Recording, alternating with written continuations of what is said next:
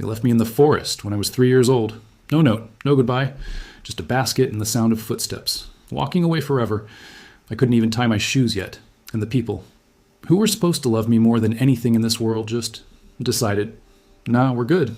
My name is Kale.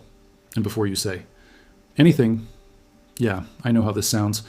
Another abandoned kid, another sad backstory. I get it. But here's the thing. Most abandoned kids get found by a kind old farmer, a wandering monk, someone with a warm heart, and a spare bedroom. Me? I got found by wolves. Actual wolves. Ancient, silver-eyed, terrifying wolves that most hunters refuse to go near, even with a full squad and a prayer.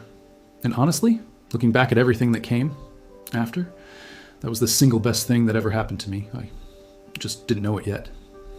But before we get to the good part, let me tell you about the worst night of my life. The night. My own blood threw me away like I was nothing. The Ashbourne family. You've heard that name, I guarantee it.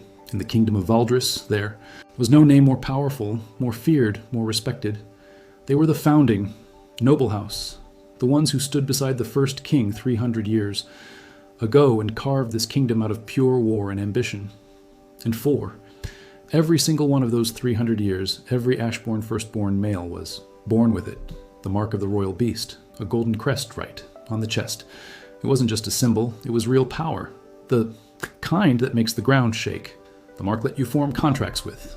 Monsters. Tame them. Command them. Every Ashbourne lord had a beast partner. Great.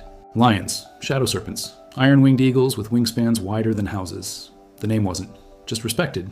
It was feared. And then I was born. The firstborn. Son of Duke Aldrich Ashbourne. The heir to everything. They threw a celebration. That lasted 3 full days. Nobles poured in from every corner of Valdris, just to see the next great Ashbourne lord. My father made a toast at the head of the banquet hall. To the future, he said. Everyone cheered. Wine flowed. It was perfect. For exactly 3 days, because on the 3rd day, the family physician came in with a face, like a funeral. He checked for the mark, and there was nothing there. No golden crest, no shimmer of power, no sign of the beast bloodline that had run through the family for 3 centuries. Just smooth, ordinary skin. A blank A0. A child who, by every test they had, carried absolutely nothing of. What made an Ashbourne an Ashbourne? I've heard this story pieced together from whispers over the years. My father apparently went very still when he heard the news. He didn't rage, didn't scream. He just nodded once, put down his wine glass, and said 4 words, handle it, quietly. And they did. That was the kind of man my father was. My mother, and I use that word with every drop of sarcasm I have, apparently, didn't fight for me. Some say she cried. Some say she turned her face away. I prefer to believe she felt nothing. It's easier that way. Easier than the alternative, which is that she knew exactly what was happening and chose to let it happen anyway. 3 nights later, a carriage rolled out of Ashbourne Estate under a moonless sky. 1 servant, 1 basket, 1 baby boy who had no idea what was happening. They rode for hours into the grey-maned forest, the massive ancient woods stretching along the northern border of Valdris. And then the carriage stopped. The servant, I don't know his name, and honestly I don't want to, carried the basket into the trees, set it down in a small clearing, tucked the blanket around me one last time, and walked away. Just like that. I've spent years trying to figure out if I cried that night. I probably did. I was 3. That's what 3-year-olds do. But here's what I know for certain. Nobody came back. Nobody heard me. Nobody cared. Except for the forest. The forest had other ideas about what happened next. The Greymane Forest was not.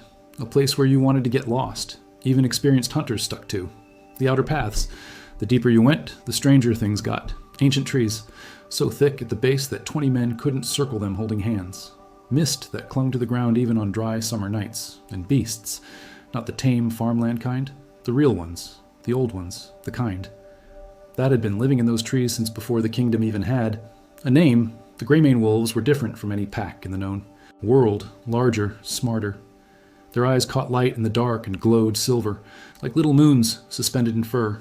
Hunters who encountered them and survived, which wasn't many, said they moved like they understood tactics, like something behind those silver eyes was actually thinking. They were right.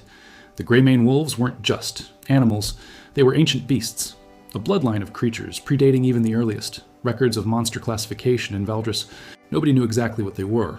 Nobody had ever gotten close enough to study them and live to write it down. Until me. But that comes later. On that moonless night, the alpha of the Greymane pack found a basket in her territory. She could have ignored it. She could have seen me as food. She didn't. I've asked myself 1,000 times why she stopped. Why she sniffed at that basket instead of walking past. I think she sensed something. Some flicker that her ancient instincts recognized. Or maybe she just thought I was ugly and helpless enough to be interesting. Either way, she didn't leave me there to die. And that decision changed everything. Her name, the name I gave her later because she absolutely deserved one, was Sable. Massive. Bigger than any wolf I've seen since. Black fur with streaks of deep gray, and eyes that were almost disturbingly intelligent. She picked up my basket gently in her jaws, and she carried me home. Just like that. Decision made. Done. The pack accepted me because Sable accepted me. That's just how it worked in the Greymane pack. Sable's word was law. If she said this strange, hairless creature was family, it was family. The first years are blurry. I won't pretend I have perfect memories of being a toddler raised by wolves, but I remember warmth. The smell of fur and pine and something wild and clean. I remember waking up surrounded by bodies pressed in from every side. Never cold, never alone. The younger wolves would bump into me, knock me over, sniff at me like I was a puzzle. The older ones watched from a distance at first. But slowly, week by week, month by month, they stopped treating me like a guest and started treating me like I belonged. And I started learning things. Not language, not yet, but something deeper. How to read the air. How to tell from the angle of a raised head whether something was curious or dangerous. How to go completely still when the pack went still. How to move through the forest without making sound. How to track. How to hunt. Things they never teach you in any school. That last one took years. Years of failed attempts and face plants into mud and one memorable incident involving a deer that I'm absolutely not going to describe in detail. But I got there. By the time I was 7, I could track a rabbit through fresh snow, as well as any wolf in the pack. By 9, I could outrun every wolf except Sable herself. And by the time I was 11, living alone in that forest, raised entirely by creatures that most people would run screaming from, I had developed something that made no sense whatsoever. I could hear them. Not the sounds, not the howls. I could hear the thoughts underneath the sounds. Not words exactly. More like feelings with direction and weight. Sable's low rumble when she wanted me to follow. The shift in a packmate's breathing that meant danger was coming from the left. The silence that meant they were about to move on a target. I understood all of it, without thinking, without trying. Like it had always been there, and I just finally learned to pay attention to a channel that had always been broadcasting. And it wasn't just the pack. Other animals started responding to me too. The deer we hunted would sometimes freeze and look at me instead of running. Birds would land close and wait. Once, a massive boar, the kind that could gut a man with one charge, walked right up to me in a clearing and just stopped. Stood there for a full minute, then turned and walked away. I didn't know what any of it meant back then. I thought it was normal. It was absolutely not normal. But I didn't know that yet. I had bigger problems, like surviving winter, like keeping up with a pack that covered 20 miles of territory in a single night, like the slowly growing awareness that I was different from the creatures I lived with, that eventually, somewhere in a direction I vaguely understood as south, there was a world full of creatures like me. I just had no idea what kind of welcome I'd get if I showed up. Spoiler, it wasn't great. But that came later. First, I had to survive the thing that changed everything. The thing that woke something up inside me that I didn't know was sleeping. I was 12 when I saw humans for the first time. Well, the first time I remember. Obviously, I was born human, but I didn't remember that world. To me, it was just a rumor. The humans I occasionally saw were hunters, smelling of metal and smoke and something chemical. The pack avoided them. They moved too loud, and they smelled completely wrong. But I was curious. Sable caught me watching them once and gave me a look that I can only describe as extremely, deeply personally disapproving. She didn't stop me, though. The hunters I saw were tracking a wounded mountain cat, 4 of them, leather armor, crossbows, one long hunting spear. And they were loud, unbelievably, catastrophically loud, snapping branches, talking in normal voices.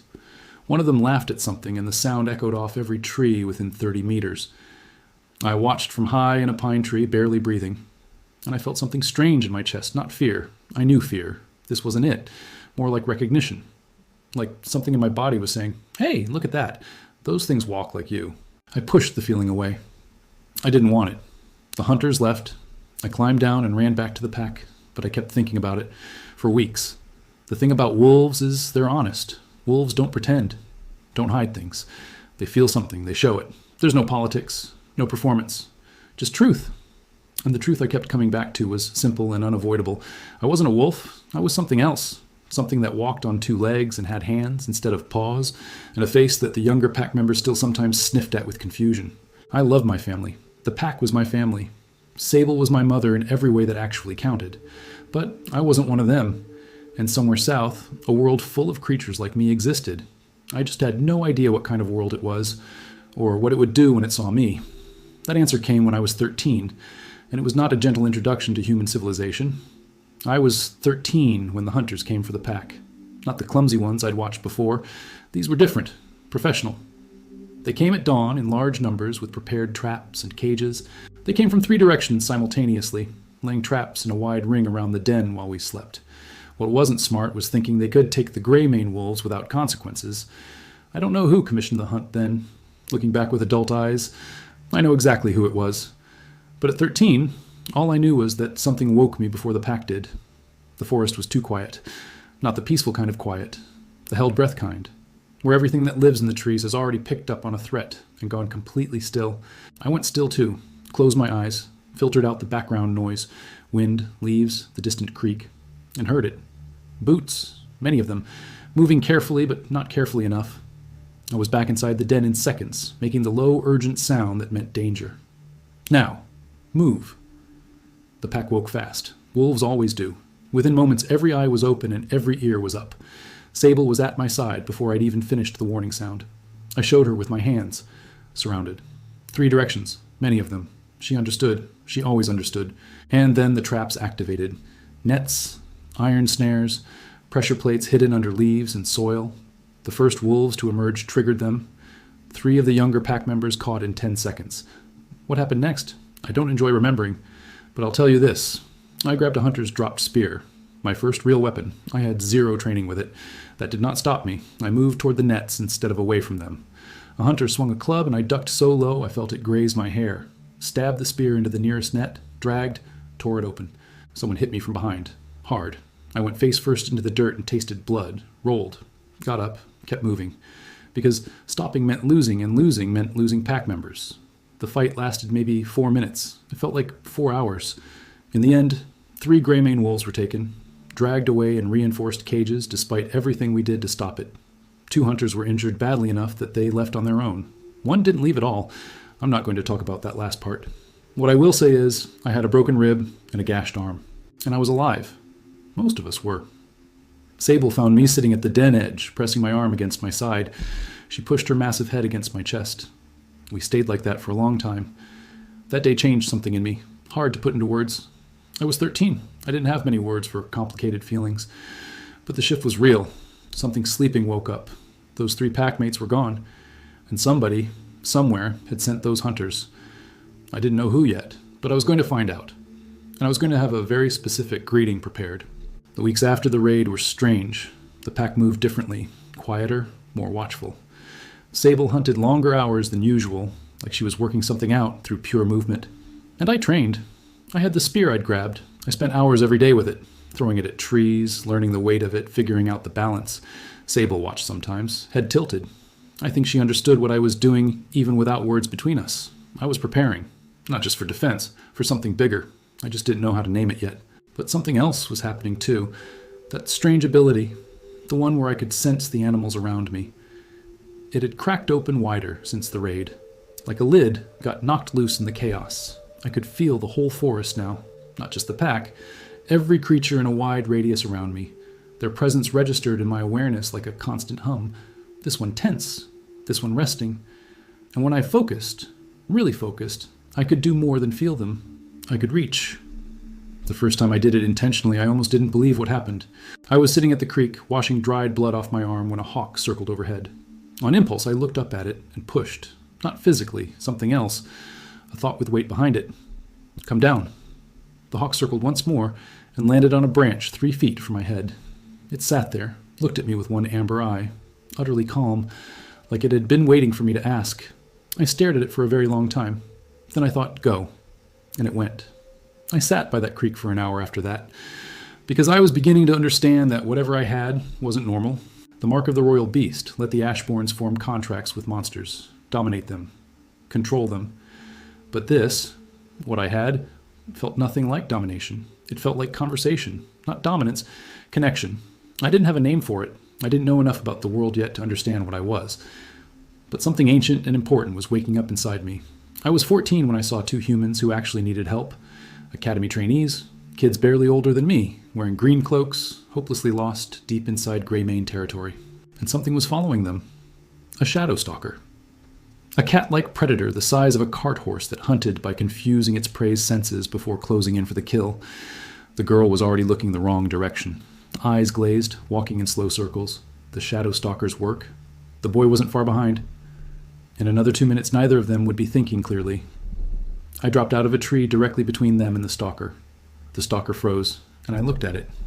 This is the part people always ask me to explain, and I always struggle to put into words. I didn't threaten it. Didn't make myself big. Didn't wave the spear. I just looked at it and said, in whatever wordless language 12 years in that forest had given me, not today. Walk away. The shadow stalker stared at me for a very long moment. Then it turned around and disappeared into the trees. Just like that. Gone. Like it had decided this particular meal wasn't worth the trouble. The two trainees snapped back to clarity and stared at me. I probably looked incredible. Or terrifying. Hard to say.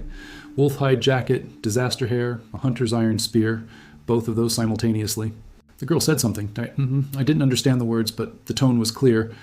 She was asking who I was. I pointed south toward the tree line and the distant shape of a road. Go, that way. They didn't move at first, so I started walking and looked back until they followed. I led them out of the forest, pointed them toward the road, then turned to go back. The girl grabbed my arm, and she looked at me with an expression I didn't have vocabulary for yet. I know now what to call it. Fascination. The look people get when they've just seen something they can't explain. She said one word. Slow. Like she was trying to make it land even through the language gap. Her name, she was giving me her name. Lyra. I looked at her for a long moment. Then I said my own name out loud for the first time in years. Strange in my mouth, like a word in a language I'd half forgotten. Something stored away, finally retrieved. Kale. She repeated it back. Got it right on the first try. Then her companion pulled her away and they were gone, and I stood at the tree line and watched until they disappeared into the distance. Then I went back into the forest, but something had shifted again. Some other lock, turning. I had a name. And now there were two people in the world outside that forest who knew it. By 15, my abilities had grown past anything I'd experienced before. Not dramatically. No flash of light, no system notification. Just steady growth, like a muscle exercised every single day. The radius of my awareness had expanded to nearly 1/2 kilometer in every direction. Every living creature in that space registered against my awareness like a constant, quiet signal. The hawk, Vesper, I'd named her, had started following me on long runs through the forest, circling overhead. Sometimes she'd dive toward something ahead of me. Warning, obstacle, avoid. A 300-pound black bear that the pack had carefully avoided for years started appearing at the edges of my usual paths. Never aggressive, never closer than 20 meters, just watching. The old ones of the forest were noticing me, and then something happened that reordered everything I thought I knew about myself and where I'd come from and why I was in that forest at all. I was 15 and a half when I found the creature in the ravine, hidden under fallen branches and dead leaves like it had crawled there and collapsed. 3 crossbow bolts visible in its side. And something else. A wound that pulsed with sickly yellowish light. Poisoned. Not regular poison. Something magical. I'd never seen magic before. Not up close. Not like this. The creature itself was unlike anything in the forest. It looked like a wolf at first glance, but wrong. Much bigger. Its fur was white. Not regular white, but the kind that seems to glow from inside. Its paws were the size of my chest. And when its eyes cracked open and found my face, they were silver. Not wolf silver, something older, something that made the back of my neck go electric. It looked at me for a long moment. Then it said something.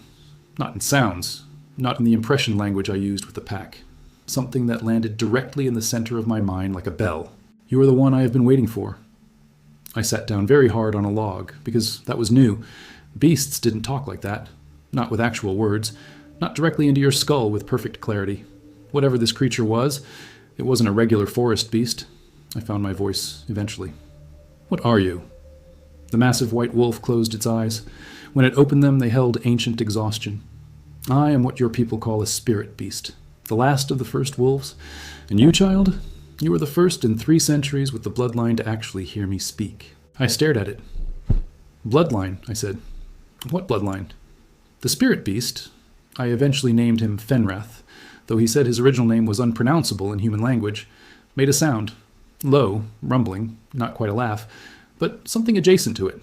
The kind of sound made by something that has found a situation mildly funny in a very tired way after living for several centuries. The one your family threw away, he said. And that was when the world rearranged itself inside my head. Everything I knew about myself, every story I'd told myself to explain why I was here, all of it cracked open at once. Because the truth was so much bigger than anything I'd imagined. I sat in that ravine for hours while Fenrath told me things about the Ashbourne bloodline, about the mark of the royal beast, about what it actually was, and about what I actually was, which turned out to be something entirely different from what anyone in the kingdom understood. The mark, Fenrath told me, was a diluted version, a simplified imitation of something much older. For generations, the Ashbournes had bred selectively, performed rituals, traded favors, all in service of preserving the mark. But the mark wasn't the original power.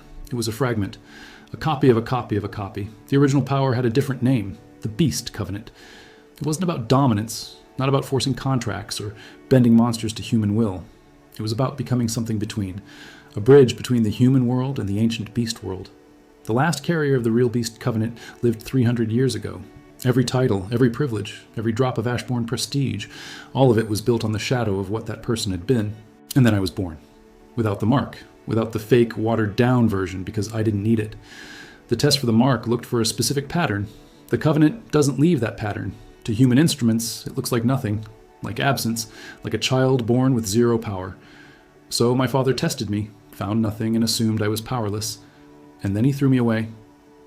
I let that sit for a moment. Then, how long have you known I was here? Since shortly after you were brought to the forest. The ancient wolves sensed you immediately, but the Covenant needed time, needed you to develop, needed the forest to teach you what no human school ever could. I looked at Fenrath's wounds. The yellow pulse of the poison was slower now, but still there. Who did this to you? A long pause. Hunters, commissioned by a noble house that wanted to capture a spirit beast, to force a contract, to add something ancient and powerful to their collection. They had the Ashbourne crest on their jackets, Fenrath said quietly. I went very still. My family, I said. The family that discarded you, he agreed, yes. I looked at his wounds for a very long time. Then I reached out and placed my hand on the nearest one. I didn't know what I was doing, not consciously, but the Beast Covenant apparently did. Light gathered under my palm, not the yellow poison light, and something cleaner, warmer, older. Fenrath made a sound I'd never heard any animal make before, between surprise and something like relief. The poison light faded, slowly, unevenly. I kept my hand there until it was gone. When I pulled back, my arm was shaking and I was sweating through my jacket despite the cold morning air.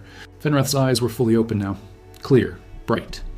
He raised his massive head and looked at me for a long moment, and then he said something I have never forgotten in all the years since. You have no idea what you are yet, child, but you will. And when you do, this world will not know what to do with you. I wiped the sweat off my forehead and looked at this ancient creature. Can you walk? I asked. He considered this. Then, with the dignity of something that had never needed help from anything and was making an exception today, no, not yet. So I tilted my head back and made the sound that meant family. Come. Now. 3 minutes later, the Greymane pack arrived at the ravine edge. Sable looked at Fenrath. Fenrath looked at Sable. Something passed between them that I couldn't fully read. Then Sable descended into the ravine and lay down beside the enormous white wolf like it was the most natural thing in the world. The pack followed, keeping watch, keeping him warm. I stayed until midday, until Fenrath's breathing steadied and the last traces of poison glow were gone. Then I stood up and made a decision. A real one. The kind that changes the direction of a life. I was going to leave the forest. Not forever. The forest was home. The pack was family. Sable was my mother. But I was going south. Because somewhere south of that ravine there was a family that had thrown me away and then sent hunters after the creatures who'd raised me in a world that didn't know I existed. I was about to introduce myself. Sable was waiting at the den when I got back. I think she already knew what I was going to say. She always knew. I sat across from her and looked at her. She looked back. I said, in the only language we shared, I have to go. She was quiet for a long moment. Then she stood, walked to me, put her massive head against my chest. I held on. Neither of us moved for a long time. Then she stepped back and looked at me with those silver eyes, and I saw it clearly. Go, come back. I will, I told her without words. Always. Fenrith announced, without any preamble whatsoever, that he was coming with me. I pointed out that a massive, glowing white wolf walking into a human city might attract some attention. He informed me he could make himself less visible when needed. I asked him to demonstrate. He didn't disappear exactly, more like the eye slid off him, like he became something you'd look past. I stared at the space where he definitely still was. That is going to be useful, I said. He made the adjacent to a laugh sound. I'm aware, he said, with the confidence of someone who has always been aware. We left at dawn. Sable watched from the tree line as we walked south. I looked back once. She was still there, silver eyes steady in the dark. Then I turned forward and kept walking. The first village was called Millhaven. 400 people in a space that the Greymane pack would have considered a single resting clearing. I stood at the road's edge and stared at all of it. Smells hit me first. Cooking fires. Animals, chickens, pigs, 2 horses near what I guessed was a stable. Mud, sweat. Something sweet I didn't have a word for yet. Then the sounds hit me. Children shouting. A hammer on metal from somewhere east. Someone laughing. A cart with a squeaky wheel. And then the people noticed me. I probably should have thought more carefully about my appearance, but I hadn't. So here we were. A woman with a vegetable basket stopped dead in the road. A man mending a fence straightened up. 2 children chasing each other around a well stopped and stared. I looked back at all of them. Then I said, carefully forming the words I'd been practicing in my head since dawn, I need shoes. Dead silence. Absolute, complete, stunned silence. The woman and the man exchanged a look. The man stepped forward, broad-shouldered, weathered, the kind of face that had spent decades squinting into wind. He looked me up and down very carefully. He said something slow and careful. I caught where and from and you. The forest? I said. I came from the forest. More silence. Then the woman put down her basket and squared her shoulders. Come inside, she said. Her name was Marit. Her husband Dov. 3 kids, a dog named Stupid, confusing until I met the dog, then it made complete sense, and a farmhouse that smelled like bread. They fed me. I don't have words for what that first proper meal meant. Bread, warm bread with butter. Stew with root vegetables and herbs and salt. Salt. I had to stop eating for a moment because of the salt. Marit watched me with wide eyes the entire time. Not frightened. More the expression of someone who has found a very interesting problem and is trying to figure out the best angle of approach. How long? She asked, once I'd slowed down enough to actually chew. In the forest? Since I was 3, I said. She and Dov exchanged a look. Alone? He asked. I thought about how to answer that. No, I said finally. Not alone. They gave me shoes, proper shirt, a coat that had been their son's. And they gave me information which turned out to be the most valuable thing of all. The kingdom was still Valdris. The Ashbourne family was still the most powerful noble house in the northern regions. Their seat was Ironhaven, 3 days south. And there was a tournament, the Beast Sovereign Tournament, held every 5 years in Ironhaven, every major beast contracting family sending their children to compete. The winner earned the most prestigious rank a contractor could hold. This year's tournament was in 2 weeks. I put down my spoon. 2 weeks in Ironhaven, where the Ashbourne family would absolutely be attending because they'd won 9 consecutive tournaments. I picked my spoon back up and thought about that very carefully. Marit asked how long I'd been in the Greymane forest. Since I was 3, I told her again. And they accepted you? Dov asked. I thought about Sable and the pack and 12 years of warmth and fur and learning to track rabbits in fresh snow. They were my family, I said. He looked at me for a long time after that. Then he reached under the table and produced a leather belt with a knife sheath attached to it. His grandfather's, Hunter, said you always needed somewhere to put the knife. Take it, he said. On the morning of the 3rd day, I said goodbye to Maret and Dov and their children and Stupid the dog. Marit pressed a package of food into my hands without saying anything. Dov shook my hand once, hard. You be careful, he said. Ironhaven's not like here. I looked south toward the distant shape of the city on the horizon. I know, I said. I didn't, but I was about to learn very quickly. Fenrath fell in to step beside me on the road, dropping his invisibility. He walked silently for a while, then, Your shoes are going to give you blisters. Mm-hmm. I know, I said. He considered this. Humans are very fragile, he said finally, with the tone of someone who had reached this conclusion many times before and kept finding it freshly disappointing. I noticed, I said. We kept walking. The tournament, he said eventually. You're thinking about entering. Not a question. Yes, I said. A pause. You cannot win a beast contracting tournament in 2 weeks. I looked at him. He had the grace to look slightly uncertain. You cannot win a conventional beast contracting tournament in 2 weeks, he amended. No, I agreed, but I'm not going to enter it conventionally. He walked in silence for a while, then, tell me your plan. So I did. And by the time I finished, even a several centuries old spirit beast was quiet for a very telling moment. Then he said, that is either the most brilliant thing I have ever heard or the most catastrophic. Probably both, I said. Probably both, he agreed. And we walked south toward Ironhaven together. The tournament's clear favorite was a young man named Corvain Holt, 19 years old, third son of a minor noble family. His partner was a crimson drake, a lesser dragon technically.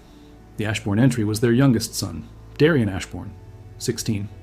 The mark of the royal beast burned gold on his chest. His partner was an iron-winged eagle with a 12-meter wingspan. Everyone at every inn table I listened at was split between those two. Nobody mentioned a third option, which was fine. I've always preferred walking into rooms where nobody sees me coming. I reached Ironhaven on the 6th day. Stone walls 30 feet high. Towers at intervals. Tournament banners everywhere. Gold and silver, red and black. Dozens of family crests I didn't recognize yet.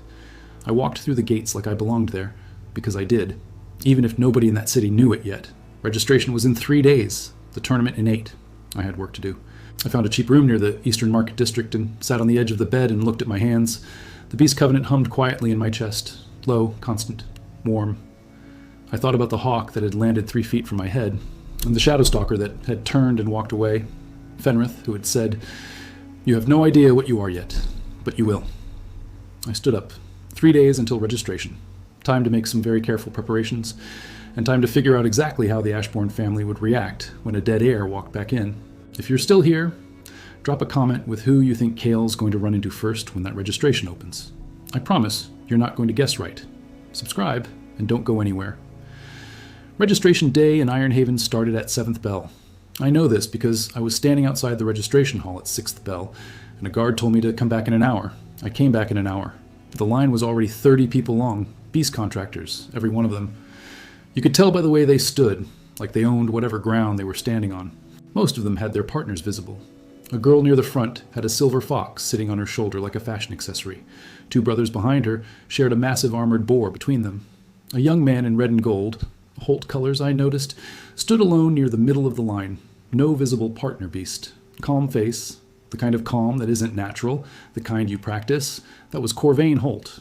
I'd have known him anywhere from the descriptions alone. He looked exactly like someone who had spent 19 years being told he was exceptional and had decided to believe it. I filed in behind the last person in line. No partner visible. Wolf-hide jacket replaced by the coat Dov had given me. Knife on the belt, spear across my back, nothing else. The woman behind the registration desk had the expression of someone who had been doing this job for many years and had stopped being surprised by anything approximately 4 years ago. She looked at me, looked at my lack of visible partner beast, looked at the registration form I'd filled out the night before, then looked at me again. Name? Kale, I said. Family name? I looked at her for a moment. Just Kale, I said. She wrote it down without comment. Impressive. 4 years really does take the surprise out of everything. Contractor rank? I told her I was unranked. She wrote that down too. Partner beast? I told her that was complicated. She looked up from the form for the first time. Complicated how? She said. I told her my partner wasn't present at the moment, but would be available for the tournament. She looked at me for a long moment. Then she stamped the form. Next, she said, just like that. I stepped aside and looked at the stamped form in my hand. Official participant, Beast Sovereign Tournament, Ironhaven, Kingdom of Valdris. My first piece of paper with my name on it. Kale. Just Kale. I was folding it into my jacket when someone said my name behind me. Not the registration desk name, my actual name. The way only one person outside the forest knew how to say it. I turned around. Lyra. Taller than I remembered. 2 years does that. Green cloak replaced by something city-appropriate. Hair pulled back. Staring at me like she'd seen a ghost. Which, from her perspective, was probably the most accurate description of the situation. Which, from her perspective, was probably accurate. The last time she'd seen me, I'd been dropping out of a tree in the middle of Greymane Forest to stand between her and a Shadowstalker. She crossed the distance between us in about 4 steps and grabbed my arm. "You're real," she said. I confirmed that I was. "How are you here?" she said. "Walked, mostly," I said. She stared at me. Then she laughed. The kind of laugh that happens when something is so unexpected that your brain decides laughter is the only reasonable response. What are you doing here? Entering the tournament, I said. She stopped laughing. She looked at the registration form in my hand, then looked at me, then looked at the form again. You don't have a partner, Beast, she said. Complicated, I said. She kept staring. I asked what she was doing here. She said she was competing. Support division, not the main contractor bracket, but still official. Scouting partners, mostly. Lyra came from a minor noble family. Not Beast contractors themselves, but Beast partnership support. Handlers, trainers. The people who kept contracted beasts stable, bonded, and functioning. Less prestigious than contracting. She clearly had stopped caring about that distinction. It was less prestigious than being a contractor. Lyra clearly knew this, and clearly did not care in the way that people don't care about things that have stopped having power over them. She asked again about my partner Beast. I told her it was complicated in a slightly different way than I'd told the registration desk. She kept looking at me. Then she said, Is it something strange? I thought about Fenrath, ancient spirit beast, last of the first wolves, several centuries old, currently making himself invisible in a park 3 blocks from the registration hall. Strange, I said, was probably one word for it. She accepted this with the equanimity of someone who had spent 2 years wondering about the person who'd dropped out of a tree in Greymane Forest. She had questions, a lot of them. We ended up at a food stall near the Eastern Market. Her idea, and a good one. I was hungry, which was relevant, and the stall sold something with egg and spiced meat that turned out to be genuinely extraordinary.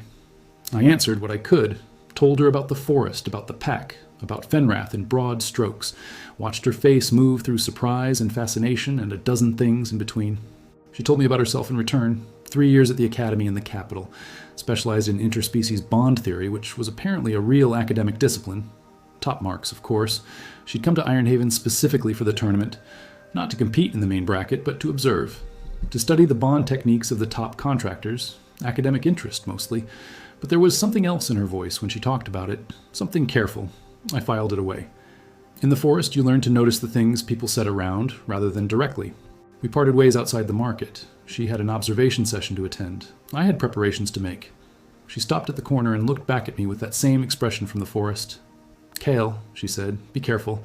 There are people in this tournament who will not appreciate being beaten by someone without a family name. I told her I'd keep that in mind. She didn't look convinced. The Ashbourne Pavilion was the largest in the tournament grounds, obviously. It occupied the entire north end of the field. White banners with the silver wolf, staff in matching livery, the works. I spent an hour walking the perimeter of the tournament grounds that afternoon, memorizing the layout. Not because I needed to. Because in the forest, you always learned the terrain before anything else. Fenrath walked beside me, half visible, drawing the occasional puzzled look from people who sensed something large nearby without being able to see it clearly. He found this mildly amusing. The tournament format, I'd learned from a very chatty innkeeper the previous evening, had 3 stages, a field assessment, a contracted combat round, and a final demonstration. The field assessment was the first cut, testing the quality of the bond between contractor and beast. The contracted combat round was exactly what it sounded like. The final demonstration was open format. I watched the Ashbourne air during the afternoon practice session. Darian Ashbourne, 16 years old, golden mark visible at the collar of his shirt. His eagle circled overhead in long, lazy arcs. He moved with the confidence of someone who had never once in his life been told he was wrong about anything. The eagle responded to him instantly. The bond was strong. Technically, genuinely strong. I'll give him that. The bond between Darian and his eagle was the real thing.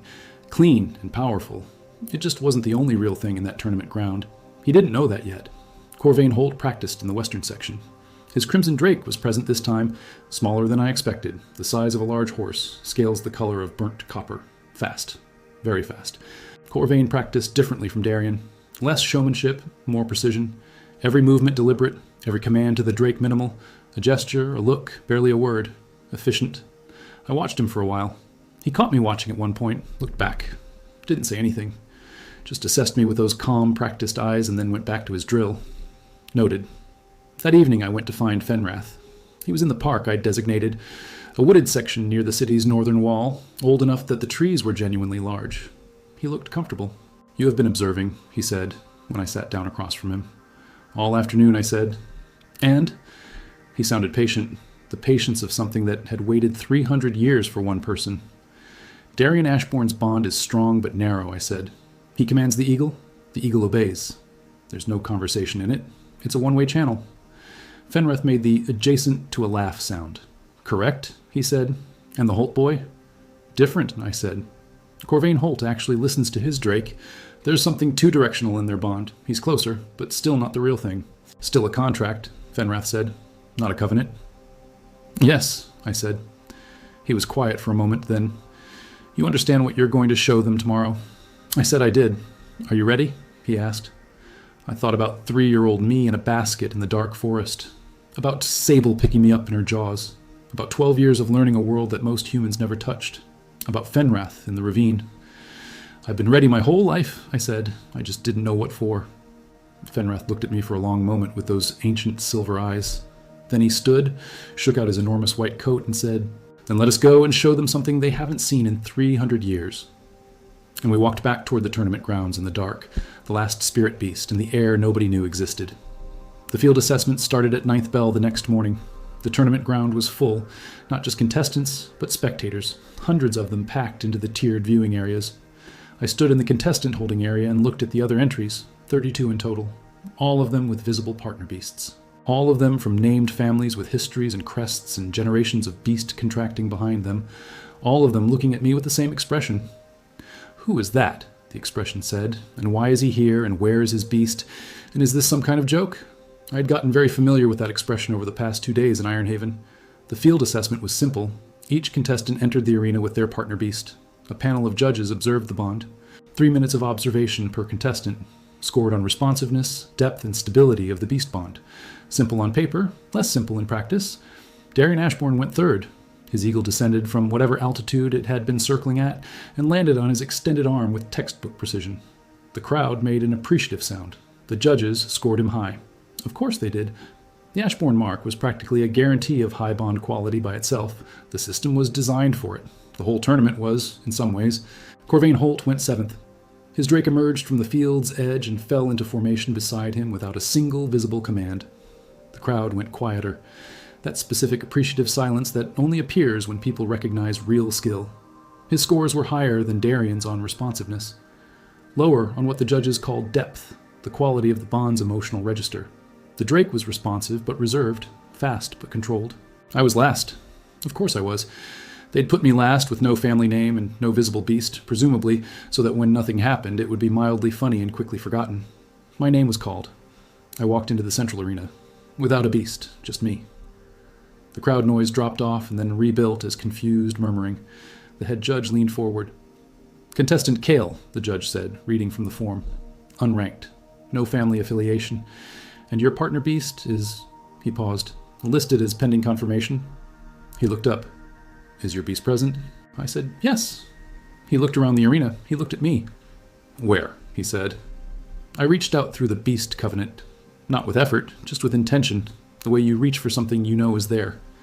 And Fenrath stepped out of the air. That's what it looked like to the crowd. One moment, nothing. The next, something that should not have fit in a space that size was standing in the arena. White. Vast. The ancient silver eyes sweeping the crowd once slowly, with an expression that managed to be simultaneously disinterested and crushing. The sound the crowd made was not an appreciative murmur. It was the sound of 200 people all forgetting to breathe at the same time. The head judge's pen fell out of his hand. 2 of the other judges pushed their chairs back from the table involuntarily. I looked at Darian Ashbourne in the contestant area. The golden mark on his chest had gone dim. I don't know if he realized it. Probably not. But Fenrath's presence had that effect on lesser beast powers.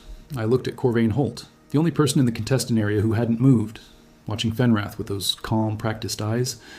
For the first time since I'd noticed him, the calm looked like it was actually costing him something to maintain. Good. That was interesting. I walked to Fenrath's side. He lowered his enormous head and rested it briefly against my shoulder, the way Sable used to, the way the pack did when they acknowledged each other. The gesture was small, the effect was not. Because everyone watching understood, even if they didn't have the words for it, that what they were seeing wasn't a contracted beast following a command. It was a choice, freely made by something ancient and beyond any contract, something that had decided, for reasons of its own, that this was where it belonged. The judges sat in silence for a long moment. Then the head judge picked up his pen, wrote something on the scoring sheet, then wrote something else, then set the pen down and said, quietly, to no one in particular, I don't have a category for this. The scores, when they were announced, caused a small argument among the panel that was visible even from the contestant area. 2 judges wanted to give me the highest possible marks across all categories. One judge, An older man in Ashbourne colors, I noticed, wanted to disqualify me on grounds that the assessment required a contracted beast, and Fenrath was clearly not contracted in any conventional sense. The head judge overruled him without much drama. The rules specified a partner beast, not a contracted beast. Those were different words for a reason. And what was standing in that arena was indisputably a partner by any honest reading.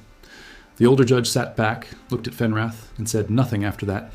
My scores were announced. Across every category I was first. The crowd noise shifted, that specific sound of a large group of people updating their understanding of a situation all at the same time. Darian Ashbourne's face did something complicated while the scores were read. I didn't watch it closely. I filed the reaction away. There would be time to deal with the Ashbourne family's feelings later. Lyra found me outside the arena afterward. She was absolutely not using her calm academic observation expression. She was using the one where careful academic interest had been replaced by something far more immediate and considerably less composed. What, she said, was that? Fenrath, I said. He was standing behind me, half visible again, giving off the general impression of something large that had chosen to be unobtrusive for the moment. Is that a spirit beast? She said very carefully. The last of the first wolves, I said. She looked at the space where Fenrath mostly wasn't for a long moment. Then she turned back to me. Kale, she said, who are you? And that was the question, wasn't it? The one I'd been sitting with since Fenrath told me about the Beast Covenant, since the raid on the pack, since before that. I thought about how to answer it. I'm still figuring that out, I said. She looked at me. Then she nodded once, slowly, like this was an acceptable answer for now. Only for now, her expression said. The contracted combat round started the following morning. The format was straightforward. Single elimination matches, contractor and partner beast against contractor and partner beast. I won my first match before most of the crowd understood it had started. My opponent was a boy from a Western family, his partner a wind-type hawk. Decent bond, good reflexes, no experience with what I did. I reached out through the covenant, not to command, just to speak. The hawk pulled out of its attack vector on its own, landed 20 feet away, looked at its contractor with an expression that clearly said, I'm sitting this one out. The contractor stared at his hawk for a full 10 seconds, then at me, then at the judges. The judges conferred. The result was forfeit. My opponent walked off looking confused and genuinely upset about it. The second match was harder. A girl from a southern family, her partner a scaled hunting cat. The cat was old enough to have genuine independence. It wasn't going to be talked out of anything easily. I didn't try to talk it out of anything. I just made myself understood, the way Fenrath had taught me. Not pushing, not demanding, just being fully present and letting what I was speak for itself. The cat stopped mid-charge, sat down, looked at me for a long moment, then looked at its contractor, then back at me. Then it made a sound I recognized, the sound that meant interesting.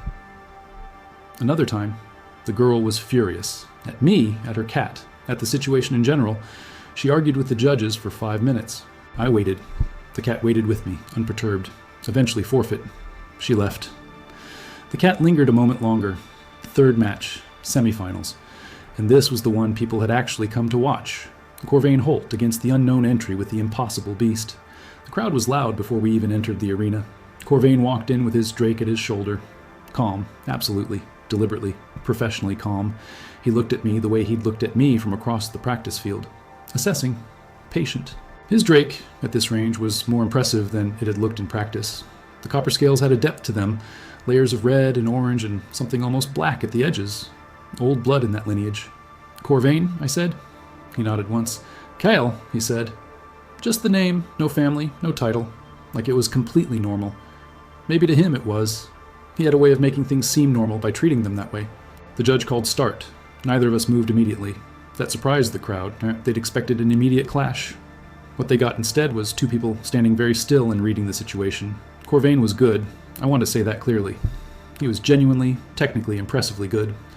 The bond between him and his Drake was the closest thing to real I'd seen in any conventional contractor, but it was still a contract, still a channel with a direction, still a relationship built on terms and conditions, however excellent those terms were.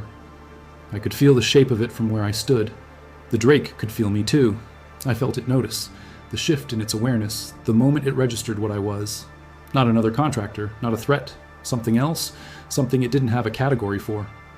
Corvain felt the Drake's attention shift and responded instantly. A small gesture, a redirect, an instruction, professional, fast. He was good enough to compensate for almost anything. Almost. I reached out through the covenant and didn't try to take the Drake's loyalty or interrupt the bond or do anything aggressive. I just introduced myself, in the language that ancient beasts understood.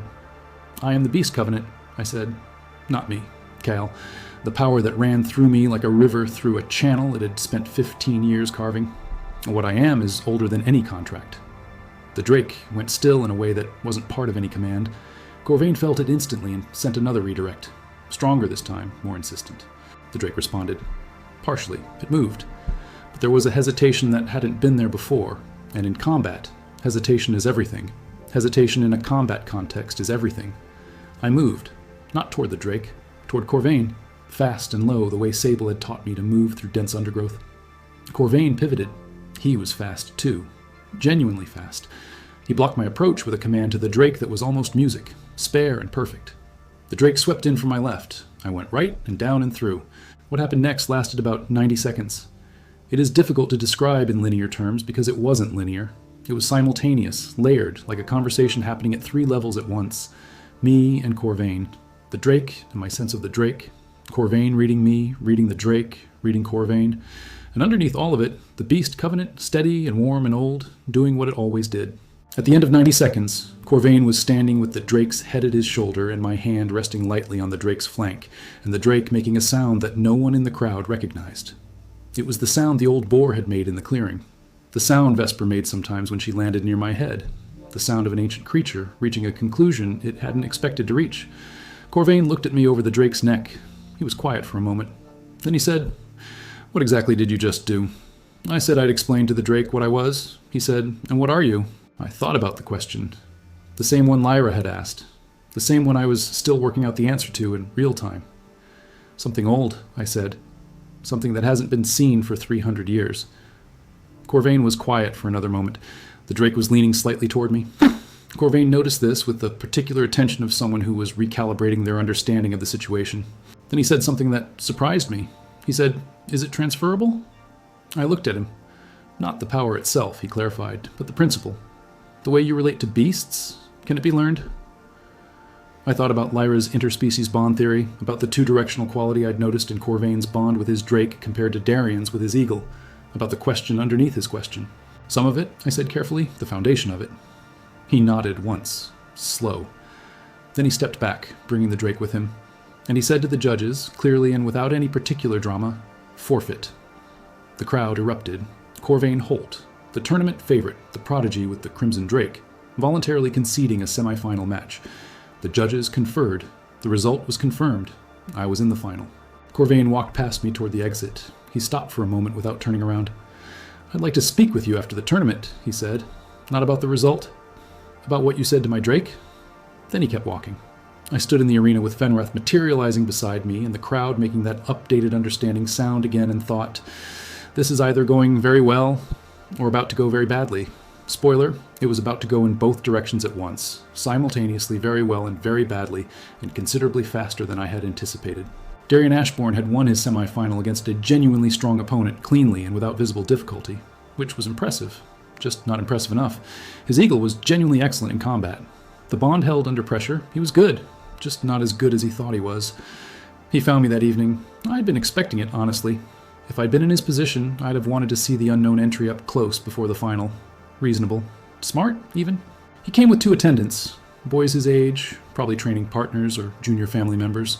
The Ashbourne colors, the practiced arrogance, the golden mark just visible at his collar. He looked me up and down the way people do when they're trying to determine where you fit in the existing hierarchy. Then he looked at the space where Fenrith was mostly not, then back at me. "I'll give you this," he said.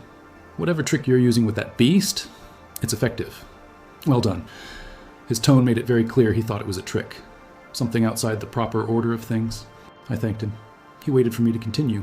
I didn't. He wasn't used to that. I could see him recalibrating. People probably filled silences around Darian Ashbourne automatically. A name like that creates its own gravity.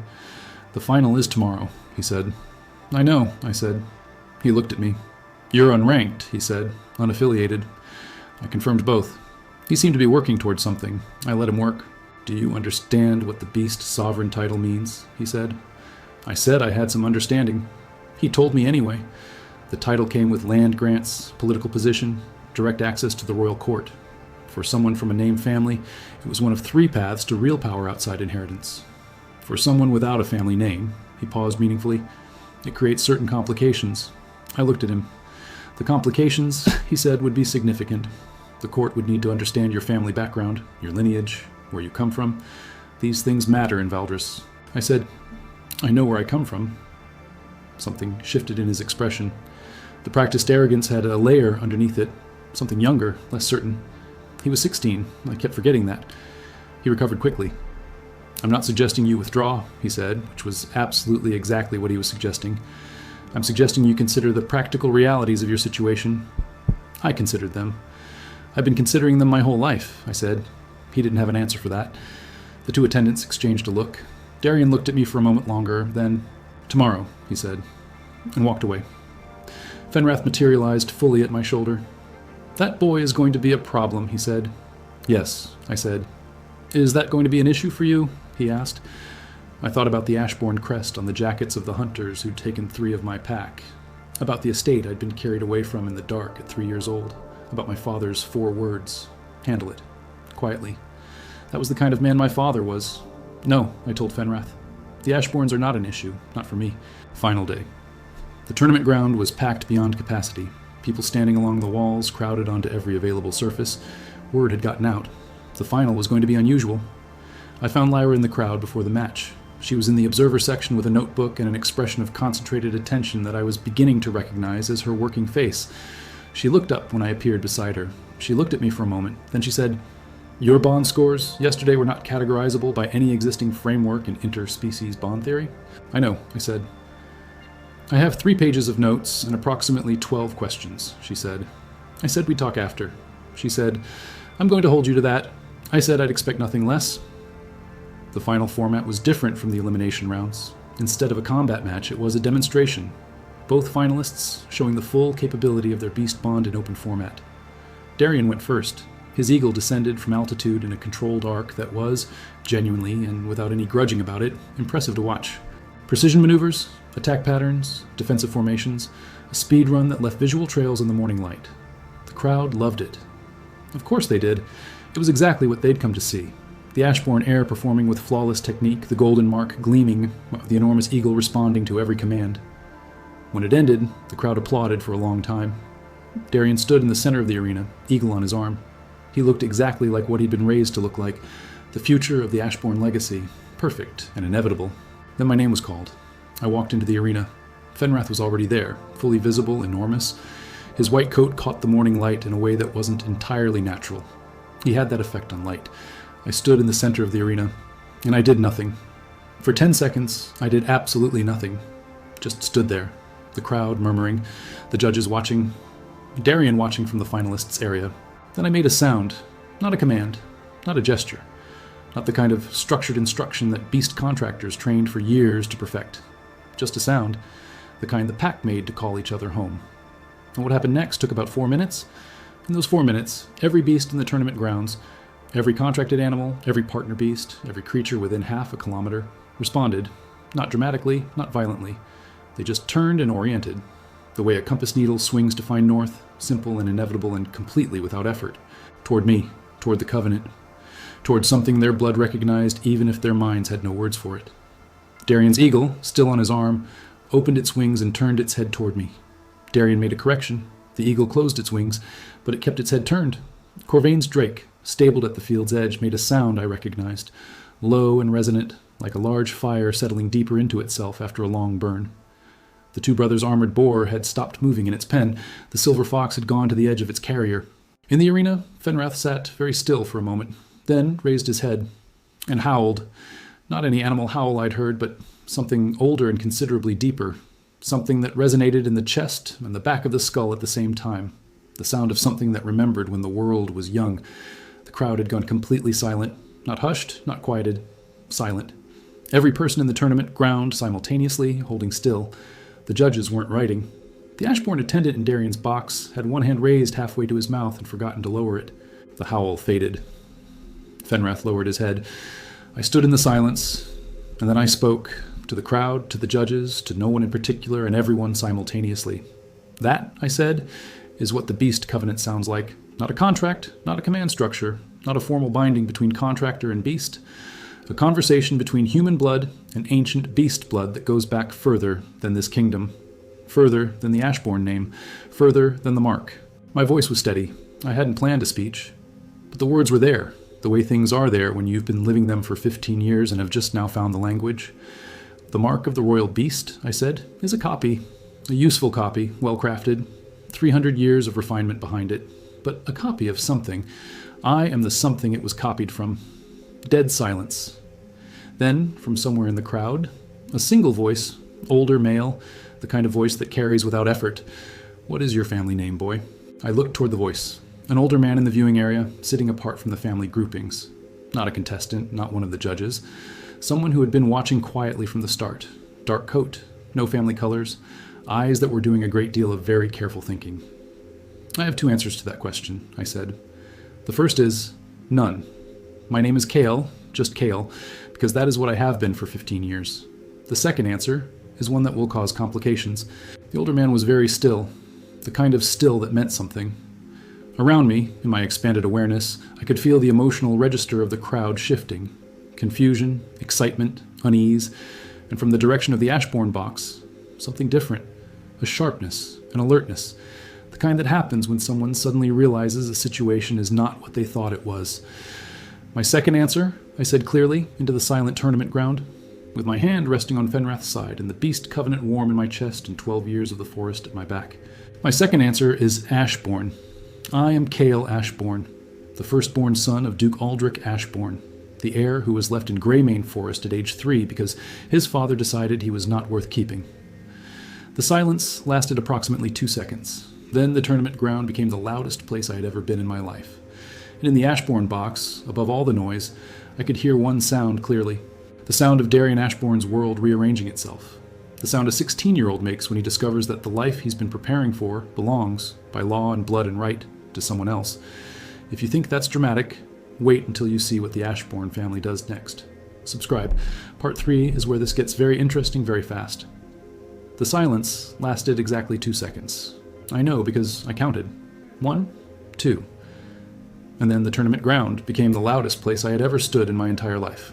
Not the excited loud of a good match, not the appreciative loud of an impressive display. This was the loud of 200 people all processing the same impossible information simultaneously. I had just told a packed tournament ground in Ironhaven that I was the discarded firstborn heir of the most powerful noble house in the Northern Kingdom. In front of said noble house's current heir, in front of judges, in front of observers, in front of a quiet older man with dark coat and careful eyes who was still watching me from his seat in the viewing area, and had not moved at all. Fenrath was at my side. I could feel the weight of him there, enormous and steady and ancient, his presence pushing against the edges of my expanded awareness like a warm wall at my back. He said nothing. He didn't need to. He'd been waiting 300 years for this moment, and he was content to let it develop at whatever pace the situation required. The pace it required was fast. From the Ashbourne box, movement, 3 people descending the steps in a hurry, Ashbourne silver on their jackets, faces doing various versions of controlled alarm. Darian Ashbourne was not among them. I noted that. He was still in the finalists' area, standing completely still, the eagle perched on his arm with its head turned toward Fenrath. The golden mark on Darian's chest had gone dim when Fenrath first appeared in the arena. I had noticed it and filed it away. I was looking at it now, and it was still dim, still quiet. The mark responded to proximity with true beast power. Not contracted power, the real ancient thing. And Fenrath's proximity was doing something to the mark that nobody in that family had ever witnessed. It was recognizing something older than itself. The copy encountering the original. The fragment acknowledging what it was a fragment of. I didn't think Darian understood what was happening in his chest. But the older Ashbourne attendants descending the steps, they were looking at the mark on Darian's chest and then looking at me, and their expressions told me they were beginning to understand. The head judge called for order 3 times before the crowd noise dropped enough for anyone to hear anything. The judge looked at his notes, then at me, then at Fenrath, then back at his notes. He cleared his throat. He said, "The contestant has made a claim of family identity during the demonstration. This is," he paused, "unprecedented in my experience of this tournament." He looked at the Ashbourne attendants who had reached the arena floor. He looked at Darian. He looked at me. He said, "This will require verification before any official determination can be made." One of the Ashbourne attendants, older, sharp-faced, the kind of face that had spent decades managing difficult situations for powerful people, stepped forward and spoke quietly to the judge. I couldn't hear the words at that distance, but the judge's expression shifted, from uncertain to significantly more careful. Whatever the attendant had said had added weight to the situation. The head judge straightened. He announced, "The demonstration results are recorded. The question of family identity will be taken to the Oversight Committee. Today's events are concluded." The crowd did not want today's events to be concluded. The crowd had extremely strong opinions about continuing to receive information. The guards on the arena perimeter had to work for the next 10 minutes. Through all of it, I stood in the arena and let things develop. Fenrath sat beside me with several centuries of patience. Lyra was in the observer section. I could sense her, not see her. The older man with the dark coat had finally moved. He was making his way down from the viewing area with the unhurried movement of someone who had decided exactly where he was going and saw no reason to rush. Darian had left the finalist area. I tracked him briefly, heading toward the Ashbourne box, surrounded by the remaining attendants. The eagle was still with him, still had its head turned slightly toward me. I waited. One of the things 12 years with wolves teaches you is patience. You don't chase before you understand which direction the prey is moving. You wait, and you read, and you choose your moment. My moment came when the older man in the dark coat reached the arena floor and walked toward me with the direct, unhurried movement of someone who had been making significant decisions for a very long time. He stopped at a respectful distance, looked at me, then at Fenrath. He said, "I am Aldrich's brother, my uncle. By blood, the first family I'd spoken to since I was 3 years old." He didn't say anything dramatic after that. He just looked at me with eyes that were doing a great deal of thinking very quickly. Then he said, "You should come with me. There are people who need to hear this." I looked at Fenrath. Those ancient silver eyes assessed the man slowly. Then Fenrath said, in the impression language we shared, "Your blood. Caution warranted, but not danger." I told the man, "Lead the way." He nodded once, and I followed my uncle out of the tournament arena, while the crowd around us was still trying to understand what they'd just witnessed. His name was Edric Ashbourne. He'd been managing the family's eastern holdings for 20 years, land trade agreements, the complicated politics of keeping a powerful name functioning across a wide territory. He was not, he made clear as we walked, the same kind of person as his brother Aldrich. He said this with the tired precision of someone who had spent 2 decades finding careful ways to say that exact thing. We went to a private room in the administrative building. Stone walls, a table, 4 chairs, a window overlooking the tournament grounds where people were still talking in animated clusters. He sat across from me. Fenrath arranged himself near the wall, half visible, which I appreciated because, fully visible, he took up more space than the room had comfortably available. Edric looked at me. He said, "You have the eyes. Your grandfather had the same gray." I thought it died with the old man. I didn't know what he meant at first. Then I did. I didn't say anything. He continued. He said, "The mark. The fact that you don't carry it. That was the only test they used. That was the only test they had ever used. That was..." He stopped. He started again. He said, "I argued against it at the time. I told Aldrich that absence of the mark didn't mean absence of power. The mark is not the only form the bloodline takes." He didn't listen. I said, "No, he didn't." Edric was quiet. He looked at his hands on the table for a moment. Then he said, "What he did was wrong. I want to say that clearly and without equivocation. What he did was wrong." I looked at him. He looked back. He was not asking for forgiveness. He was too careful for that, too aware that it wasn't his to give or receive. He was just stating a fact, a moral position. Clearly, that was more than I'd expected from anyone named Ashbourne. I gave him that much. I said, "I know." He nodded. Then, "What do you want?" The direct question. No softening. I thought about it. Not because I lacked an answer. I had had 3 years in the abstract and 6 days in Ironhaven to sharpen it. But the answer deserved the right words. "I want the Ashbourne name recognized as mine by right of birth," I said. "Not the title or the estate, not displacement of anyone, just the name. The right to carry it legally and on record." Edric was quiet for a moment. Then, "And the boy?" "Darian. He doesn't know," I said. Edric said, "He will now." I said, "I know. That's why I want the name recognized quickly and clearly, before it becomes a battle." "If it becomes a battle," I said, "I will win it. But winning it that way is not what I want. I want the truth recorded and acknowledged. I want what was taken from me, not material things, the fact of what I am." Edric was quiet for a longer moment. Then he said something I didn't expect. He said, "I can work with that." He said it with the tone of someone who had spent 2 decades being practical in difficult situations. He said, "Your father is going to be complicated. He is not a man who responds well to being wrong, and he has been wrong about this for 16 years. I said, I know what kind of man he is. Edric looked at me. Then he said, what happened in the arena? With the beasts. What was that? I told him about the Beast Covenant, the real version, not the mark, the older thing. He listened without interrupting. His face went through several expressions while I spoke. Surprise, recognition, something that looked like it might be wonder before he put it back under control.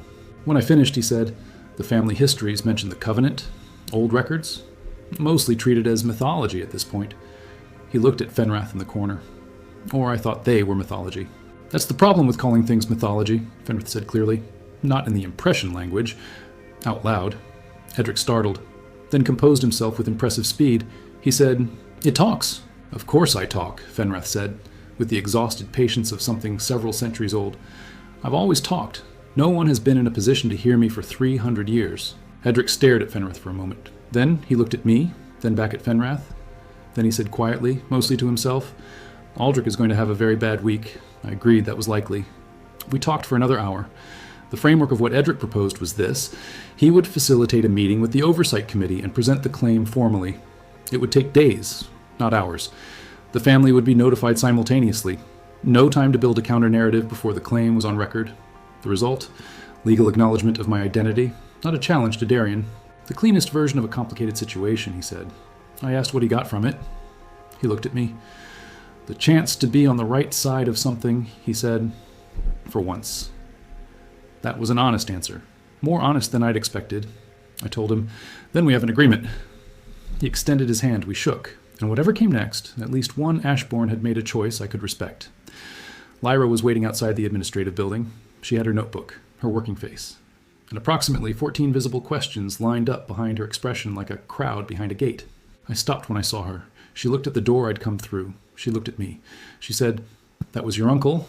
I said, yes. She said, from the Ashborn family? I said, yes. She said, Kyle, are you actually the firstborn heir of the most powerful noble house in the Northern Kingdom? I thought about the basket in the dark forest, about Sable's jaws carrying me home, about 12 years in the trees, and the frost, and the pack, and Fenrath, and the ravine. All the ways a person gets shaped into something unexpected by circumstances that shouldn't have gone the way they did. Yes, I said. She looked at me for a long moment. Then she turned a page in her notebook and wrote something. I asked what she was writing. She said, expanding my working hypothesis significantly. I almost smiled. She caught it. She caught everything I was beginning to understand.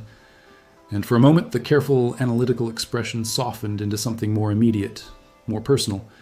Then it was back. She said, your bond scores from the assessment. I've been running the numbers against every recorded interspecies bond measurement in the academic literature. You know what I found? I said, nothing comparable.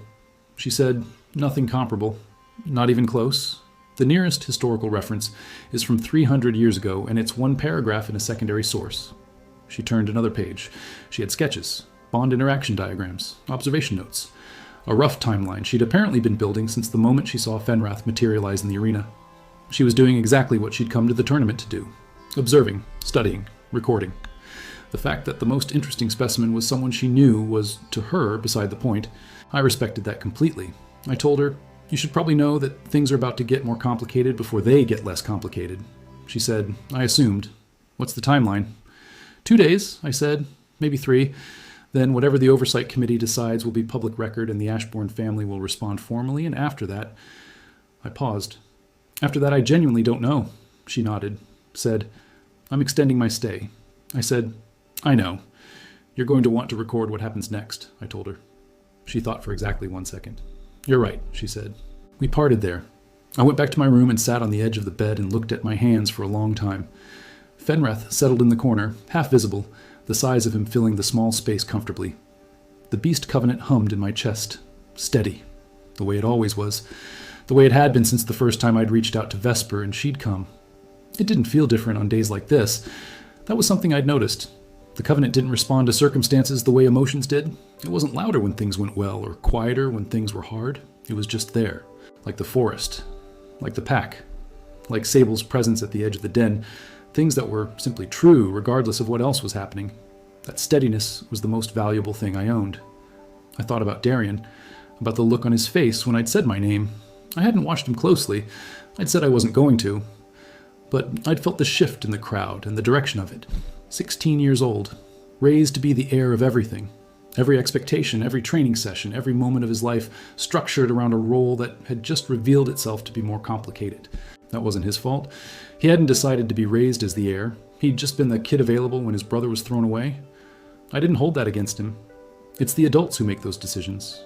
But complicated or not, what was true. And the truth was going to surface regardless of what anyone preferred. It was just a question of whether it surfaced cleanly or badly. I was planning for cleanly. I preferred clean when it was available.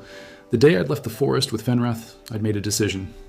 I wasn't coming to Ironhaven to burn things. I was coming to build something. Revenge is a short-term project. Acknowledgement is a longer one. Building something that lasts, that requires patience and precision and the willingness to let things develop at the right pace. Wolves understood this. You didn't charge the prey the moment you spotted it. You waited until the timing was right, until you had the angle you needed, until the moment was actually the moment. I had learned patience from creatures that had been alive longer than human memory. I was not going to waste that lesson by losing my head the first time someone said my family name. The next morning was quiet. The tournament was officially complete. Results suspended, pending a committee review that had apparently never happened before and was causing real administrative stress. I walked the city, not to accomplish anything specific, just to move, the way I'd always moved through the forest, reading the environment, getting the shape of things into my body. Ironhaven was bigger than I'd processed in my first days. Layers, the old city inside the original walls, the newer districts that had grown outward over generations, the markets, the residential zones, and everywhere the Ashborn presence, not aggressive, structural. 300 years of influence built into the architecture, the street names, the institutions, into the shape of the city itself. My grandfather had helped build this place. My great-grandfather's name was on the central courthouse. My blood had shaped this city for centuries, and none of these people knew I existed until yesterday. I passed the Ashbourne house, the family's city residence, not the main estate, but still substantial. White stone, silver wolf crest above the door, guards in livery who watched me pass with careful eyes. Fenrath was invisible beside me. I felt him orient slightly toward the house as we passed, and then settle again. He didn't say anything. He didn't need to. We both understood what that building represented. That evening, Corvain found me. He came alone. I respected that. He sat across from me with the ease of someone who'd been in difficult conversations before and found them entirely manageable. He said, "You're actually an Ashbourne." I said, "I am." He said, "I wouldn't have guessed that." I said, "Most people wouldn't." He looked at me for a moment. Then, "Is that why you came to the tournament?" "Partly," I said. The other part was the tournament itself. He said, "You wanted to establish yourself before the family situation became public." I said, "Yes." He absorbed this, nodded. "That's smart," he said. Then, "What you did to my Drake, I want to understand it, not replicate it. I know that's not possible. But the principle behind it." He said, "I need to understand the principle." I looked at him. Corvain was 19 and had spent his life being the smartest person in most rooms. He'd built his relationship with his Drake on genuine mutual responsiveness. That wasn't nothing. By conventional contractor standards, his bond was exceptional. By the standards of the Beast Covenant, it was still a contract. Still a relationship built on terms and conditions, however good. He'd built those terms honestly, listened rather than just commanded. That was why the Drake hesitated when I spoke. Instead of ignoring the interruption the way a fully commanded beast would, that was worth something. I told him, "Your bond with your Drake is the closest I've seen to real in any conventional contractor. The principle behind what I do, it's not power, it's recognition." He waited. I said, "You already do part of it. You listen. You respond. You've built something two-directional rather than one way. What you haven't done is recognize what the Drake actually is." He said, "What do you mean?" I said, "You treat your Drake as a partner, better than most, but still as another, something separate you work alongside. The Covenant is different from that." "The Covenant doesn't treat ancient beasts as others," I said. "It recognizes them as part of the same continuum. Human blood and beast blood aren't separate things that make contracts with each other. They're expressions of the same ancient energy. The Covenant is what happens when a human being is capable of genuinely understanding that. When the separation dissolves, and what's left is the conversation." Corvain was quiet for a long moment. He was turning this over carefully. I could see it in the way his eyes moved, the way he was processing rather than simply listening. He was genuinely thinking. Then he said, "That's not something you can teach in a training session."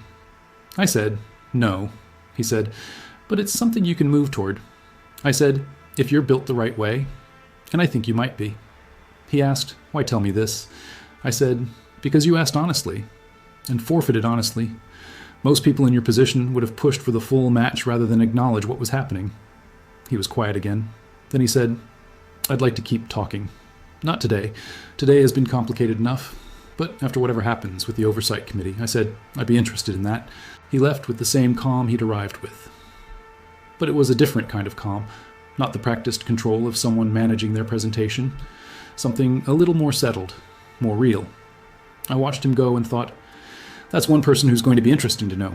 In the forest, you learn to recognize which creatures were worth building relationships with, and which weren't. Corvain Holt was worth it. I filed that away. The next morning brought the official notification. The Oversight Committee had convened and set a formal hearing for 2 days hence, both parties to be present. Edric had delivered the notification personally, which I appreciated. He'd also included a document, a family genealogy, annotated in a careful hand, with a section on my grandfather's bloodline markers. One of the markers was the specific gray of the eyes. Edric had written in the margin, unmistakable. I looked at that for a moment, then I folded the document and put it in the inside pocket of my coat. The day before the hearing, Darian Ashbourne came to find me. I'd expected this. I'd expected it earlier, actually. The delay suggested he'd spent 2 days deciding what he wanted to say. He came alone. No attendance. That was a choice, a significant one, given who he was.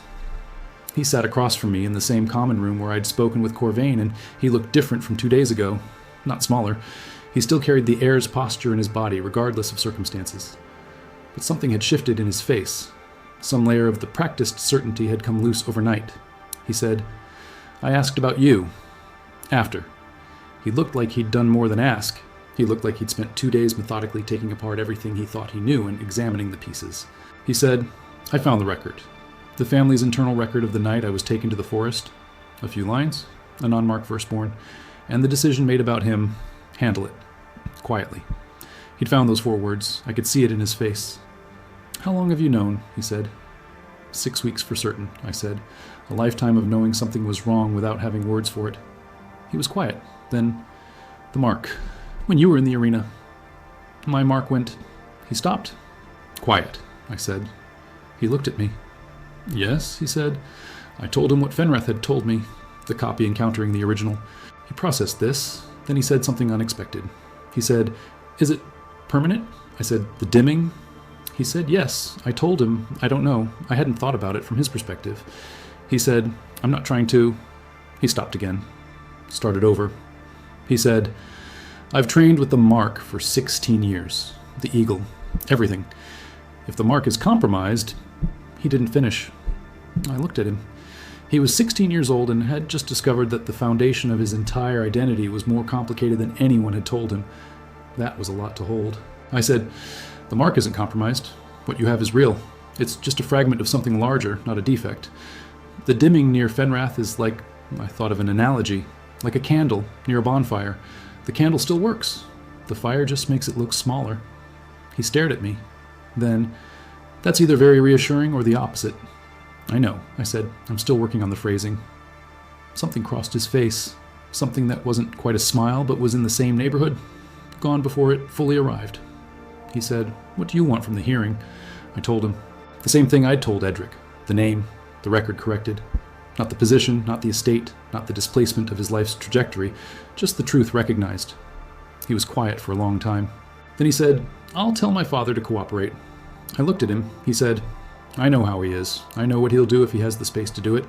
If I tell him to cooperate, he will. Begrudgingly, but he will. I said, why? He said, because it's the right thing. Simple as that. He looked like he'd been thinking about that conclusion for 2 days and had finally arrived at it and wasn't going to second-guess it. I looked at Darian Ashbourne, 16 years old, a week ago the golden heir of everything, currently in the process of restructuring his understanding of the world he'd been living in, and I felt something. Not sympathy, more like recognition. We'd been shaped by the same original decision and ended up in completely different places. Places that were now going to have to find a way to exist alongside each other. I said, thank you. He nodded. He stood up. He was almost to the door when I said, your eagle. It didn't follow Fenrath's call the way the others did. It stayed with you. He turned around. I know, he said. He said, I noticed. He said it with something in his voice that was partly pride and partly something more complicated. I said, the bond is strong. Genuinely strong. Whatever happens, that's yours." He looked at me for a moment. Then he nodded again, once, and left. I sat in the empty common room for a while after that. Fenreth materialized from the corner where he'd been quietly present the entire time. He said, "That was well handled." I said, "Was it?" He said, "You didn't burn anything." I said, "That was the plan." He said, "Plans and execution are different things when the emotion is present. You did well." I thought about the morning after the raid, sitting at the den's edge with a broken rib and gashed arm, deciding to stop letting things happen to me and start deciding what happened next instead. You have no idea what you are yet, child, but you will. And when you do, this world will not know what to do with you. The Oversight Committee hearing was held in the tournament's main administrative chamber. Long table, 9 committee members, representatives from 4 families as neutral observers, Edric on one side, the Ashbourne legal representative on another, and Aldrich at the far end. My father. I'd spent a lot of time thinking about what it would feel like to see him. I'd imagined anger, which made sense. I'd imagined a dozen variations of confrontation, each with different outcomes. What I hadn't imagined was how ordinary he'd look. Duke Aldrich Ashbourne, the man whose 4 words shaped 16 years of my life, was in his late 40s, gray at the temples, tired eyes. He looked like someone who'd been carrying something heavy for so long he'd stopped noticing the weight. It had become part of how he stood. He looked at me across the table and I saw it. Not recognition. He'd never seen me past the age of 3 and I didn't look the same. But something else. Some awareness that the person across the table was not a stranger in the normal sense of the word. I looked back at him. Nothing dramatic. Not the rage I'd expected or the grief I'd half anticipated. Just a clear, steady assessment. The way you look at something and understand exactly what it is. He was the man who had made 4 words his decision about a 3-year-old. Whatever he had told himself about why, the bloodline, the mark, the family legacy, all the justifications available to someone with power, those 4 words were the truth of him. I could work with that. The hearing proceeded with formal efficiency. Documents were presented, my registration form, the family genealogy, the eyewitness accounts from the tournament assessment. The committee had arranged for an independent beast bond assessor, a specialist from the capital who had been reached by fast courier and had arrived that morning looking like someone who hadn't slept. The assessor spent 40 minutes examining the records of my field assessment scores and asking me questions in the specialized language of bond theory. I answered clearly. Fenreth assisted.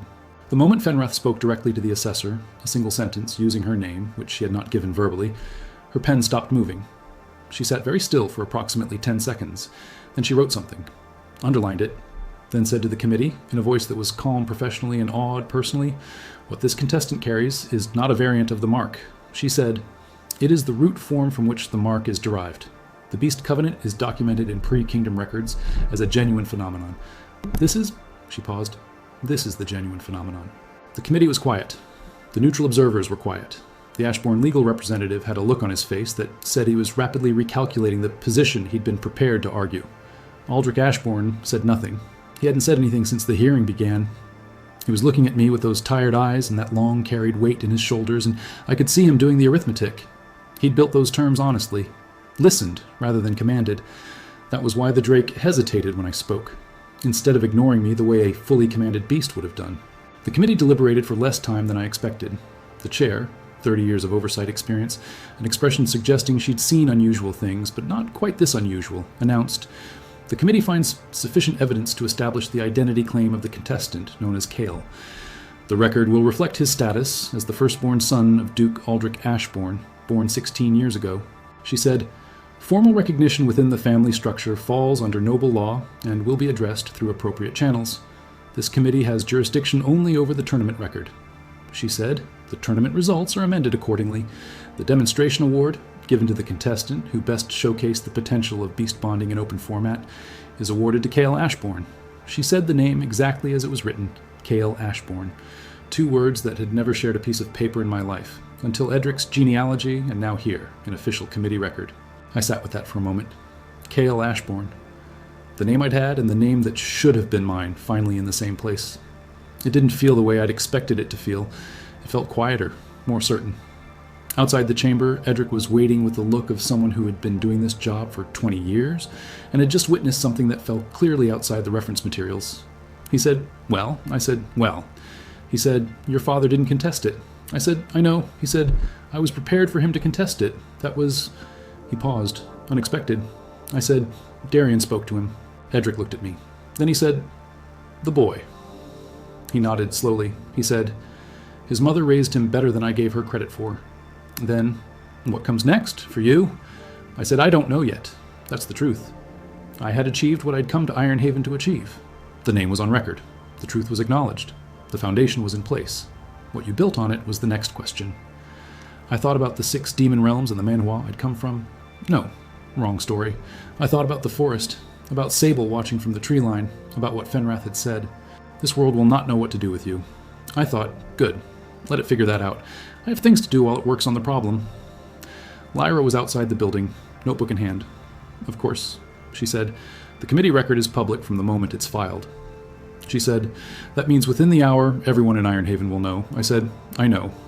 She said, "And by tomorrow, the capital?" I said, "Yes." She looked at me. She said, "You understand what this means politically?" I said, "I'm beginning to." She said, "The royal court is going to have opinions, several different and conflicting opinions." She said, "The Ashbourne family holds significant influence in the court. The record exists now, but influence can be applied to how it's interpreted, how it's implemented, what it actually means in practice." "Do you have people in the capital?" she asked. I said, "One." She raised an eyebrow. "Corvain Holt," I said. "His family's western interests counterbalance Ashbourne's northern influence." She wrote that down. She looked at me for a moment. Then she wrote something in her notebook. She said, "You've been thinking about this more carefully than you've let on."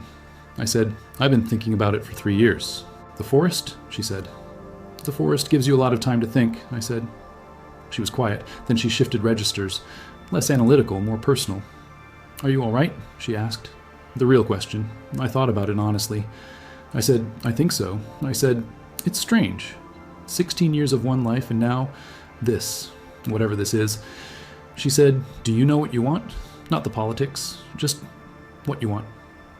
I thought about Sable at the tree line, the pack still running the territory, still carrying the absence of the 3 the hunters had taken. About Fenrath, patient and several centuries old. I said, "I want to go back to the forest first, before anything else, before the capital and the court and whatever the politics turn into. I want to go home." She looked at me. She said, "The forest is home?" "The forest is the most home I've ever known," I said. She was quiet. Then, "I'd like to come." I looked at her. "Academically," she said, "interspecies bond theory. The field research implications are extraordinary." She said it completely straight-faced, working to keep the analytical expression in place over whatever the real reason was.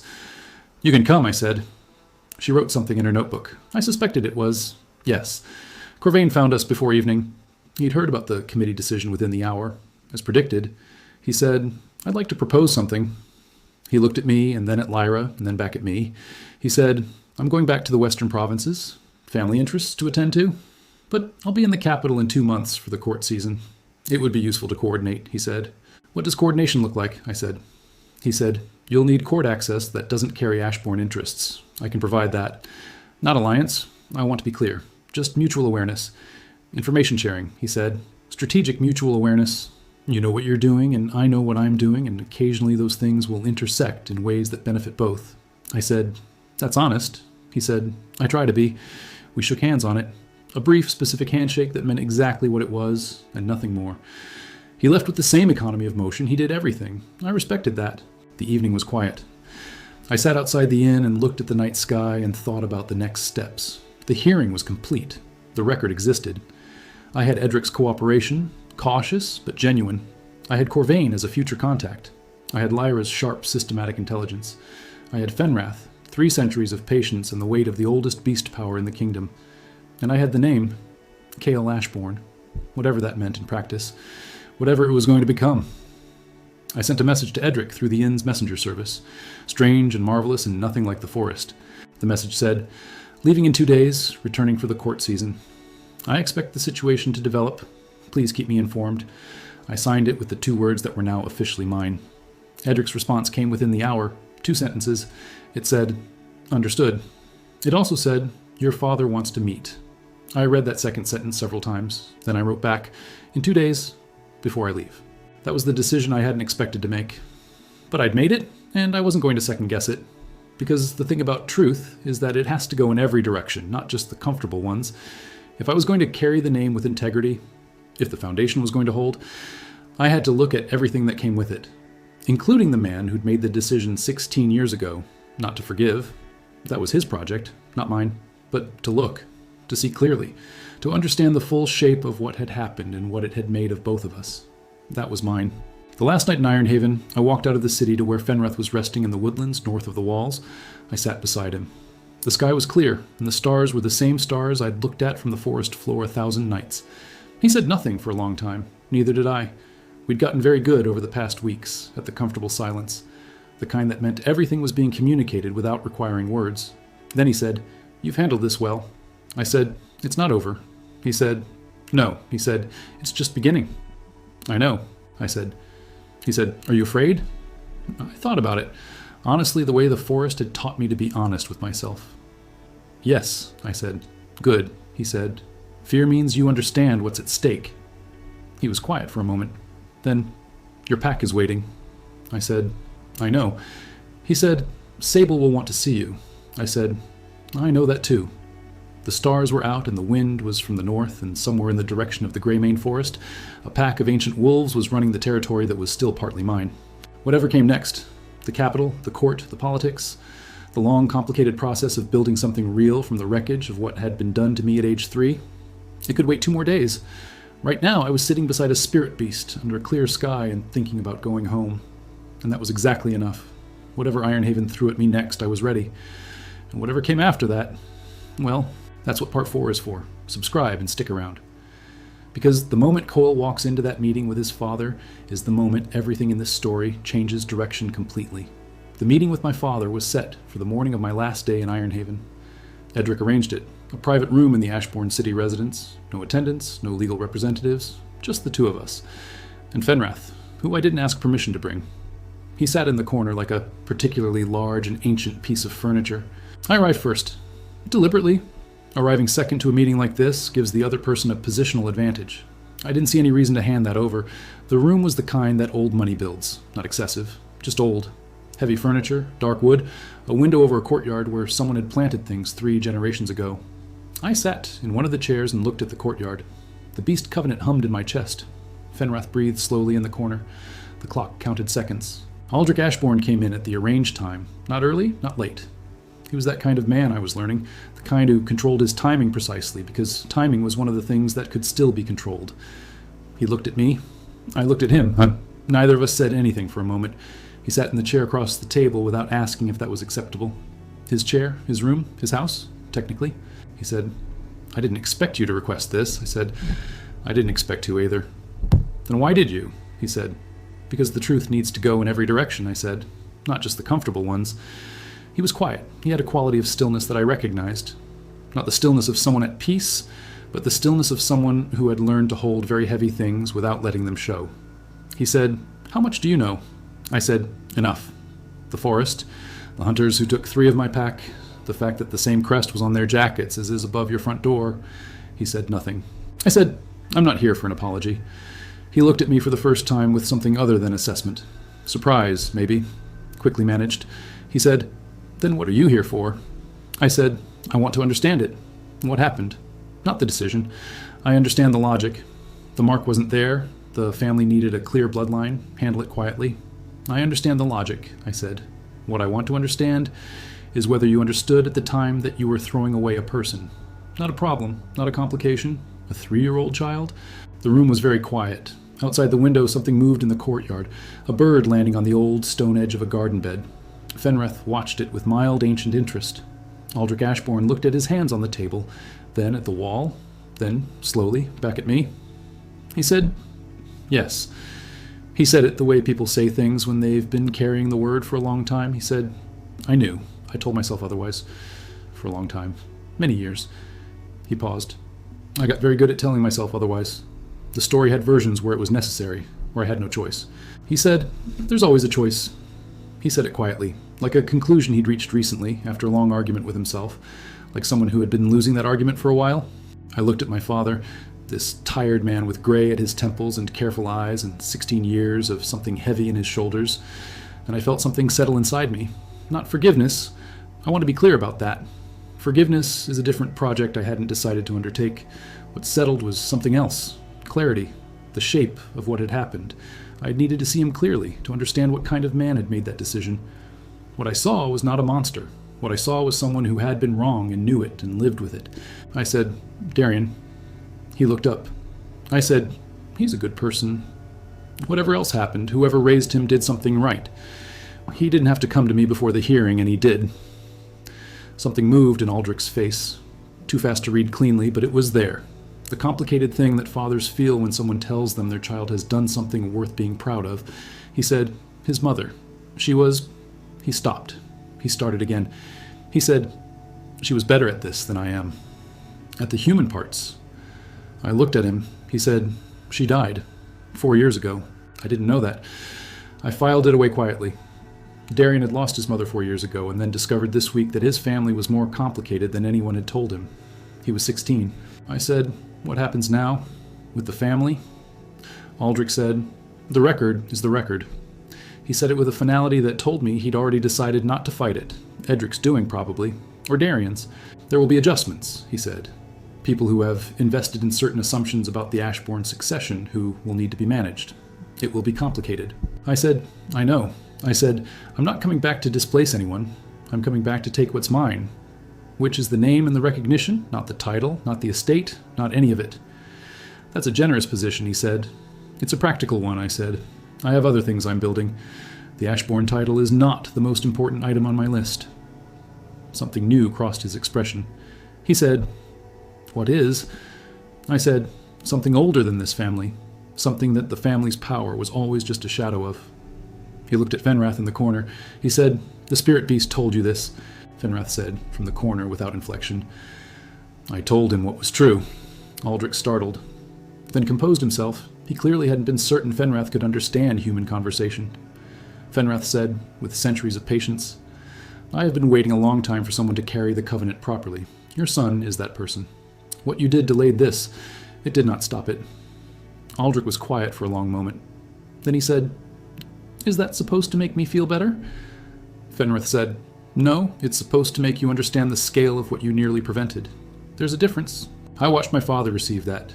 He took it without flinching, which I gave him credit for. He sat with it for a moment. Then he said to me, 'What do you need from me? For whatever you're building?' I said, 'Space to develop without the family working against me. And one thing more.' He waited. I said, 'The 3 wolves your hunters took from the Greymane pack, I want them returned.' Something shifted in his expression. He said, 'They were contracted to a collector in the eastern province. A year ago.' He said, 'I don't know their current status.' I said, 'Find out.' I said, 'If they're alive, I want them returned to Greymane Forest. That is the price of whatever cooperation looks like between us going forward.' He looked at me for a moment, then he nodded. Once. Slow. We sat in that room for another 20 minutes. Not in silence. We talked carefully about practical things. The court season, the political landscape, what acknowledgement would look like in practice. When I stood to leave, Aldrich stood too. He said, 'I regret it.' He said it to the table rather than to me. Then he looked up. He said, 'I know that doesn't change what it was.' I said, 'No, it doesn't.' 'But it's true,' he said. I said, 'I know.' I said, 'That's why I came.' He looked at me for a moment with the gray at the temples tired eyes face that was, structurally, something like my own face in 40 years. I said, 'Take care of Darian. He's navigating more than most 16-year-olds should have to.' Aldrich said, 'Yes, he will have to grow into something different from what he expected.' I said, 'So did I.' He had nothing to say to that. I left the Ashbourne city residence and walked out into Ironhaven's morning streets for what I'd decided would be the last time for a while. Fenrath walked invisible beside me. It was a good city, old and complicated and full of the long history that built up in places where people have been living and making decisions for centuries. I didn't love it, but I could respect it. I had 3 hours before Lyra and I were leaving. I used one of them walking. The other 2 I spent in a quiet corner of the Eastern Market, thinking about the shape of what came next. The name was on record. The meeting with Aldrich was done. Edric would manage the family's formal response. Corvain would be in the capital in 2 months. The pieces were in the positions I needed them, and the forest was waiting. The pack was waiting. Sable was at the tree line somewhere north of here, Silver Eyes patient, knowing I'd said I was coming back. Always. I thought about the 3 wolves the hunters had taken, somewhere in the eastern province. A collector. I didn't know their condition. I didn't know if they were the same animals who'd left or something changed by a year of captivity, but I was going to find out. And whatever I found, I was going to deal with it. That was the decision I'd made, sitting at the den's edge with a broken rib and a gashed arm at 13 years old. Lyra was at the north gate with 2 travel packs and her notebook already out. She looked up when I arrived. She said, "How was the meeting?" I said, "Necessary." She said, "That's not an answer." I said, "It's the most accurate one I have right now." She studied me for a moment with those sharp, systematic eyes. Then she wrote something in her notebook and didn't push further. I respected that. Fenrath materialized beside us. He looked at Lyra's pack, then at Lyra. He said, "You packed efficiently." She stared. She'd heard him speak before, but each time was apparently still startling. She said, "Thank you." Then, with the precision of someone treating a several centuries-old spirit beast as a conversational equal, I packed for 2 weeks in variable weather conditions. Fenrath made the adjacent to a laugh sound. He said, "Practical." She wrote something in her notebook. I had a feeling that whatever she was writing about Fenrath was going to be academically significant. We left Ironhaven through the north gate as the morning was getting properly started. The road north was busy for the first hour. Merchant carts, travelers, the ordinary flow of people moving between places. By midday, the traffic had thinned. By afternoon, we were on the narrower road that led toward the forest's outer edges, and the air smelled different already. Cleaner, older. The smell of things that had been growing for a long time. Lyra was quiet for most of the walking. Not uncomfortable quiet, productive quiet. She was observing, making notes, occasionally asking me a question about Fenrath or the Covenant or the forest, with the careful precision of someone building a framework. I answered what I could. "What I couldn't answer," Fenrath answered. By the end of the first day's walking, they had developed a functional working relationship that I found quietly impressive on both sides. We camped at the edge of the outer forest that night. The first greymane trees, ordinary ones, not the deep old ones, were visible from the fire. Lyra built it efficiently. Another skill noted. She sat across the fire and looked at the tree line. Then, "It's bigger than I expected. The outer forest or the whole thing?" I asked. She said, "Both. The forest and what it means to you." I looked at the tree line. The night sounds of the outer forest were already familiar. Different from the deep forest, lighter, but still carrying the particular quality of air that had never been in a city. I said, "I spent 12 years in there. It made me what I am." She said, "The Beast Covenant wouldn't have developed the same way in a different environment." I said, "No." She said, "The wolves were the key, not just the company," she said.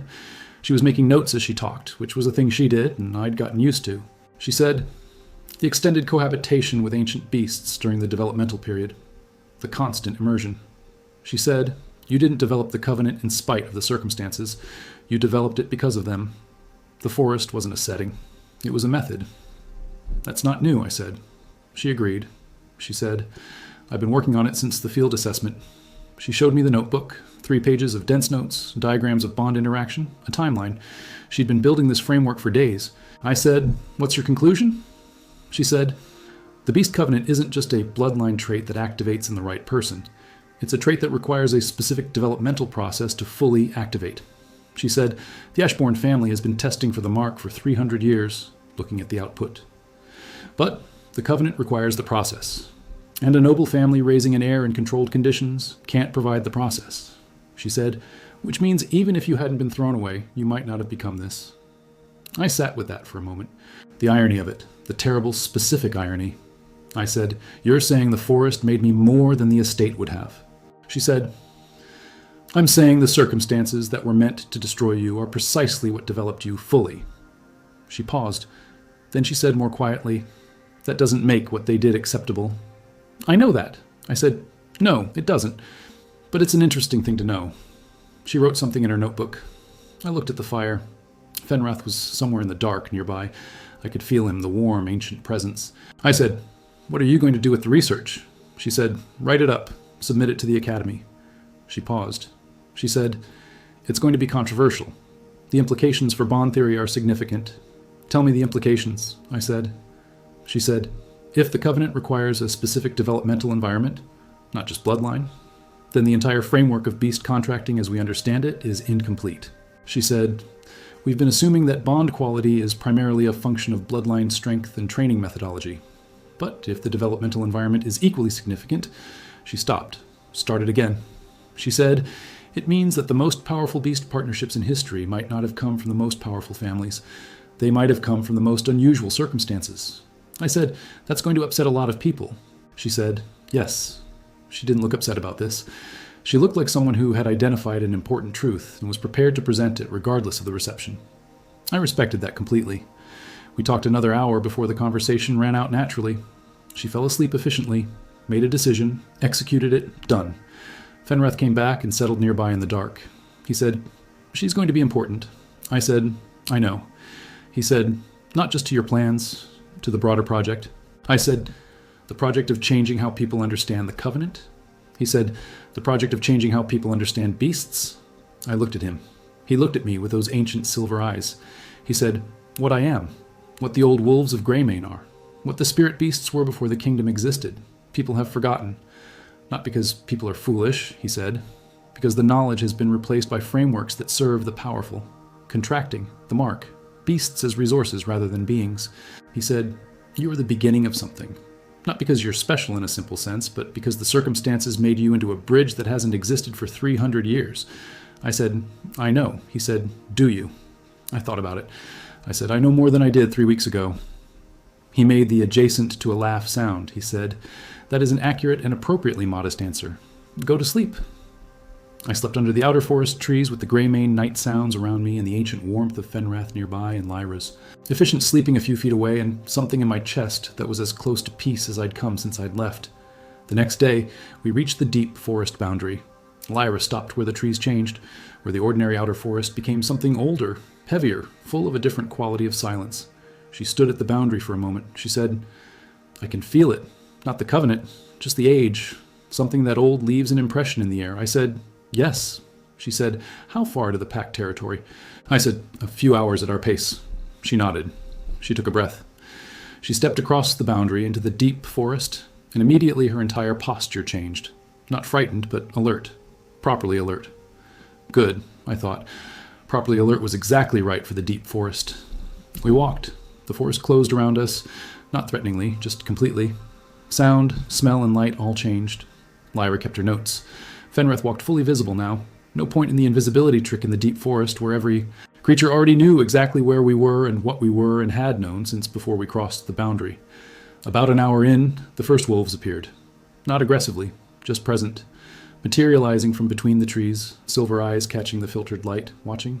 3 of them, junior pack members. Lyra went very still.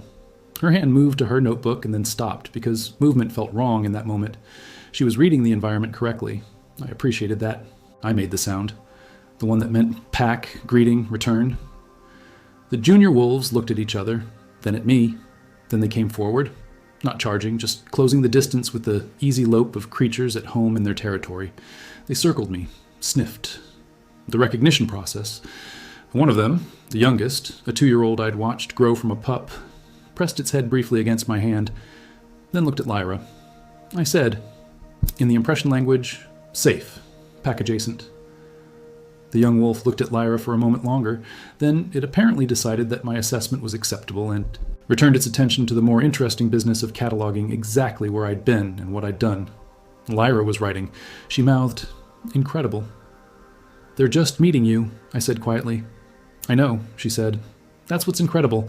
The field research was going to be genuinely significant. Sable found us an hour later, or more accurately, arrived at the exact moment she'd decided to arrive, which may or may not have been the same as when she first knew we were coming. She came through the trees the way she always moved. Not announced, not dramatic, just suddenly present, the size of her. Silver eyes finding me immediately across the clearing. I stopped walking. She stopped walking. We looked at each other across 15 feet of deep forest floor. I said nothing. The impression language didn't have words for what this was. It didn't need to. She crossed the 15 feet. She pushed her massive head against my chest, the same way she had every time I'd come home. The day the hunters came. The day I'd told her I was leaving. I held on. I put my arms around the enormous neck and held on. And I'm not going to tell you what that felt like, because I don't have words for it that don't make it smaller than it was. Lyra was not writing in her notebook. I noticed that when I eventually looked up. She was just watching. The analytical expression was entirely gone. She looked like someone who had just witnessed something they were not going to forget.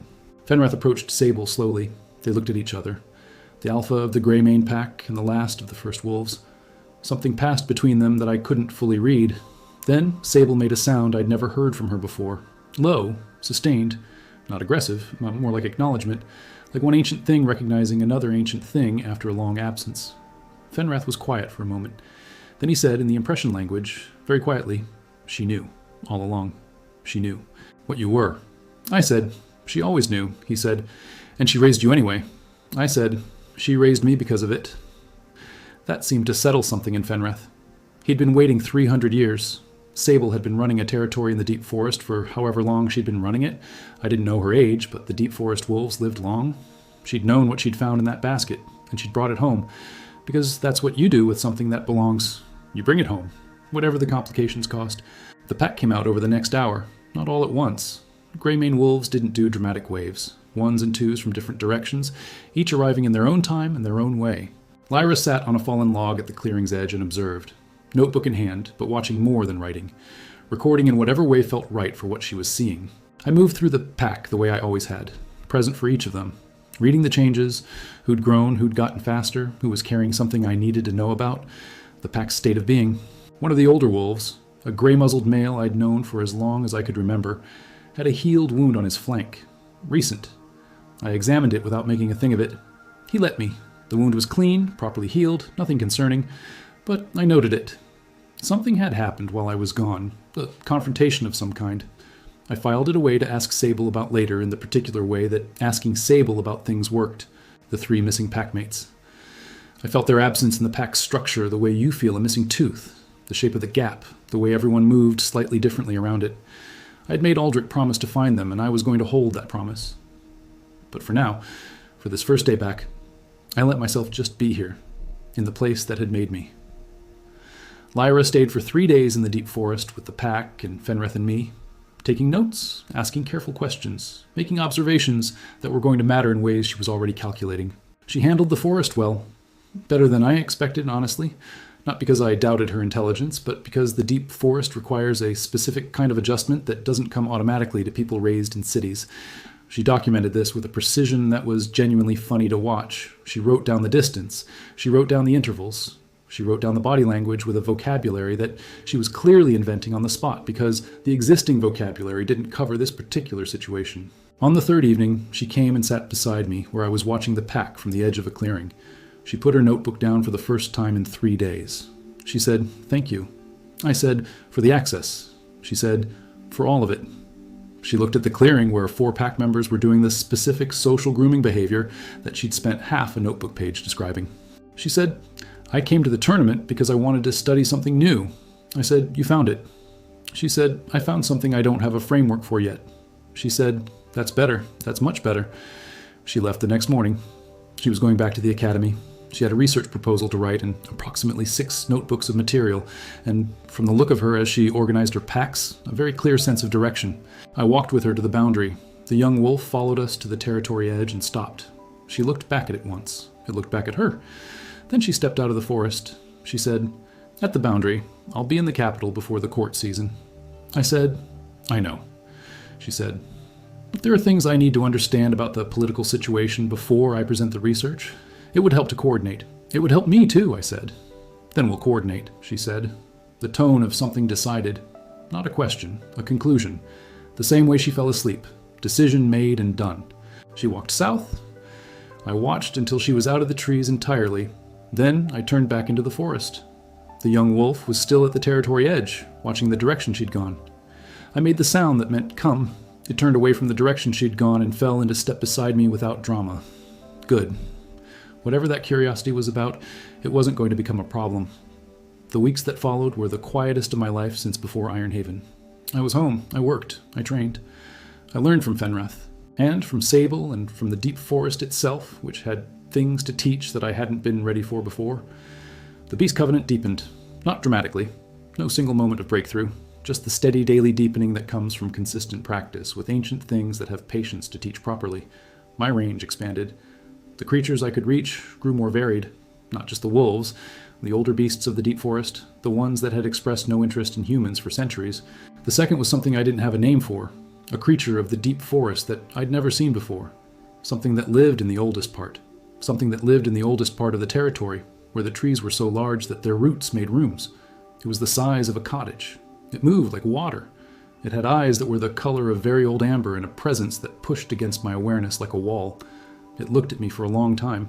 Then it said something in the impression language that was so old and layered and complex that I only understood about a third of it. What I understood was this: you are the first in a very long time. And then it was gone. Into the deep forest, into the old places where even Fenrath didn't go without consideration. I stood where it had been standing and felt the weight of what I didn't know yet. The message from Edric came on the 4th week, carried by a courier who looked deeply uncomfortable about being in the outer forest and had clearly been waiting at the boundary for someone to notice him. I noticed him. I went to the boundary.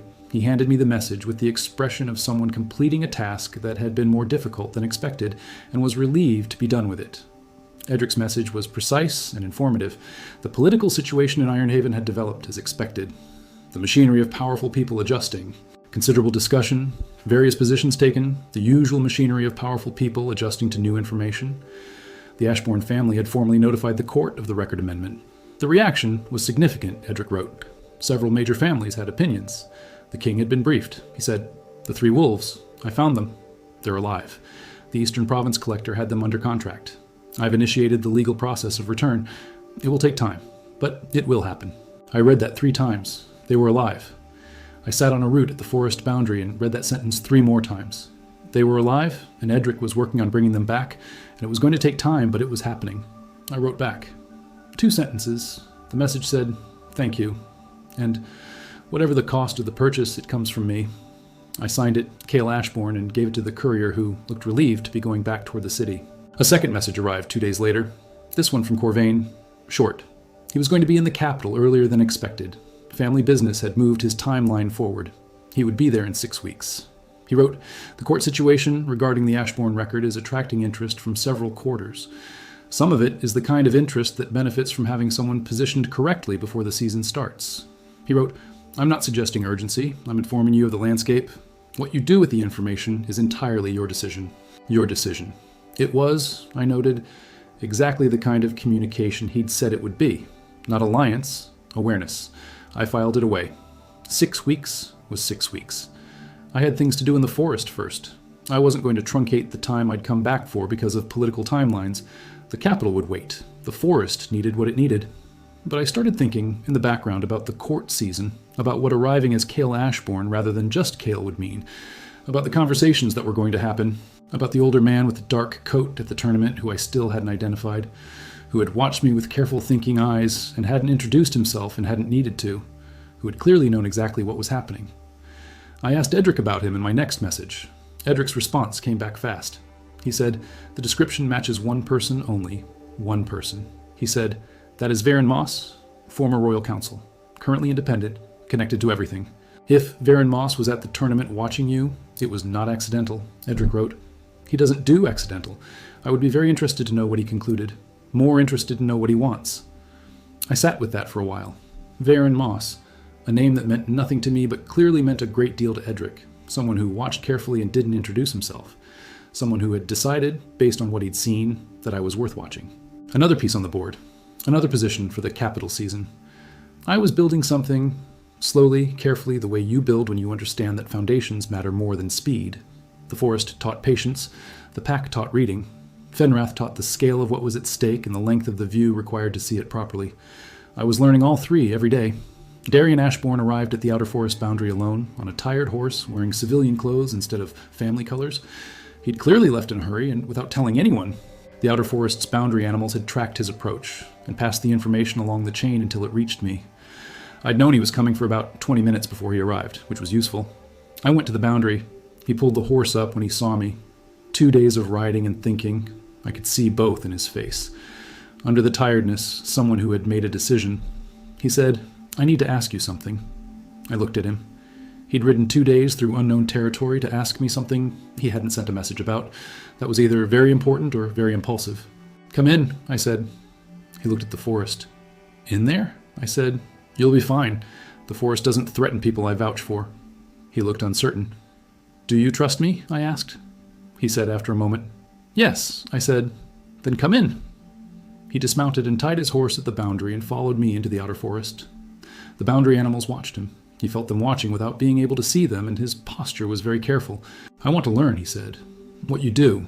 The covenant. Not the same as yours, I know I don't have it. But the principles. What you said to Corvain about the mark being a fragment of something larger. If the mark is a fragment of something larger, he said, then there should be a way to use it differently than I've been trained to. More? He struggled. More like what you described, like conversation. I looked at him.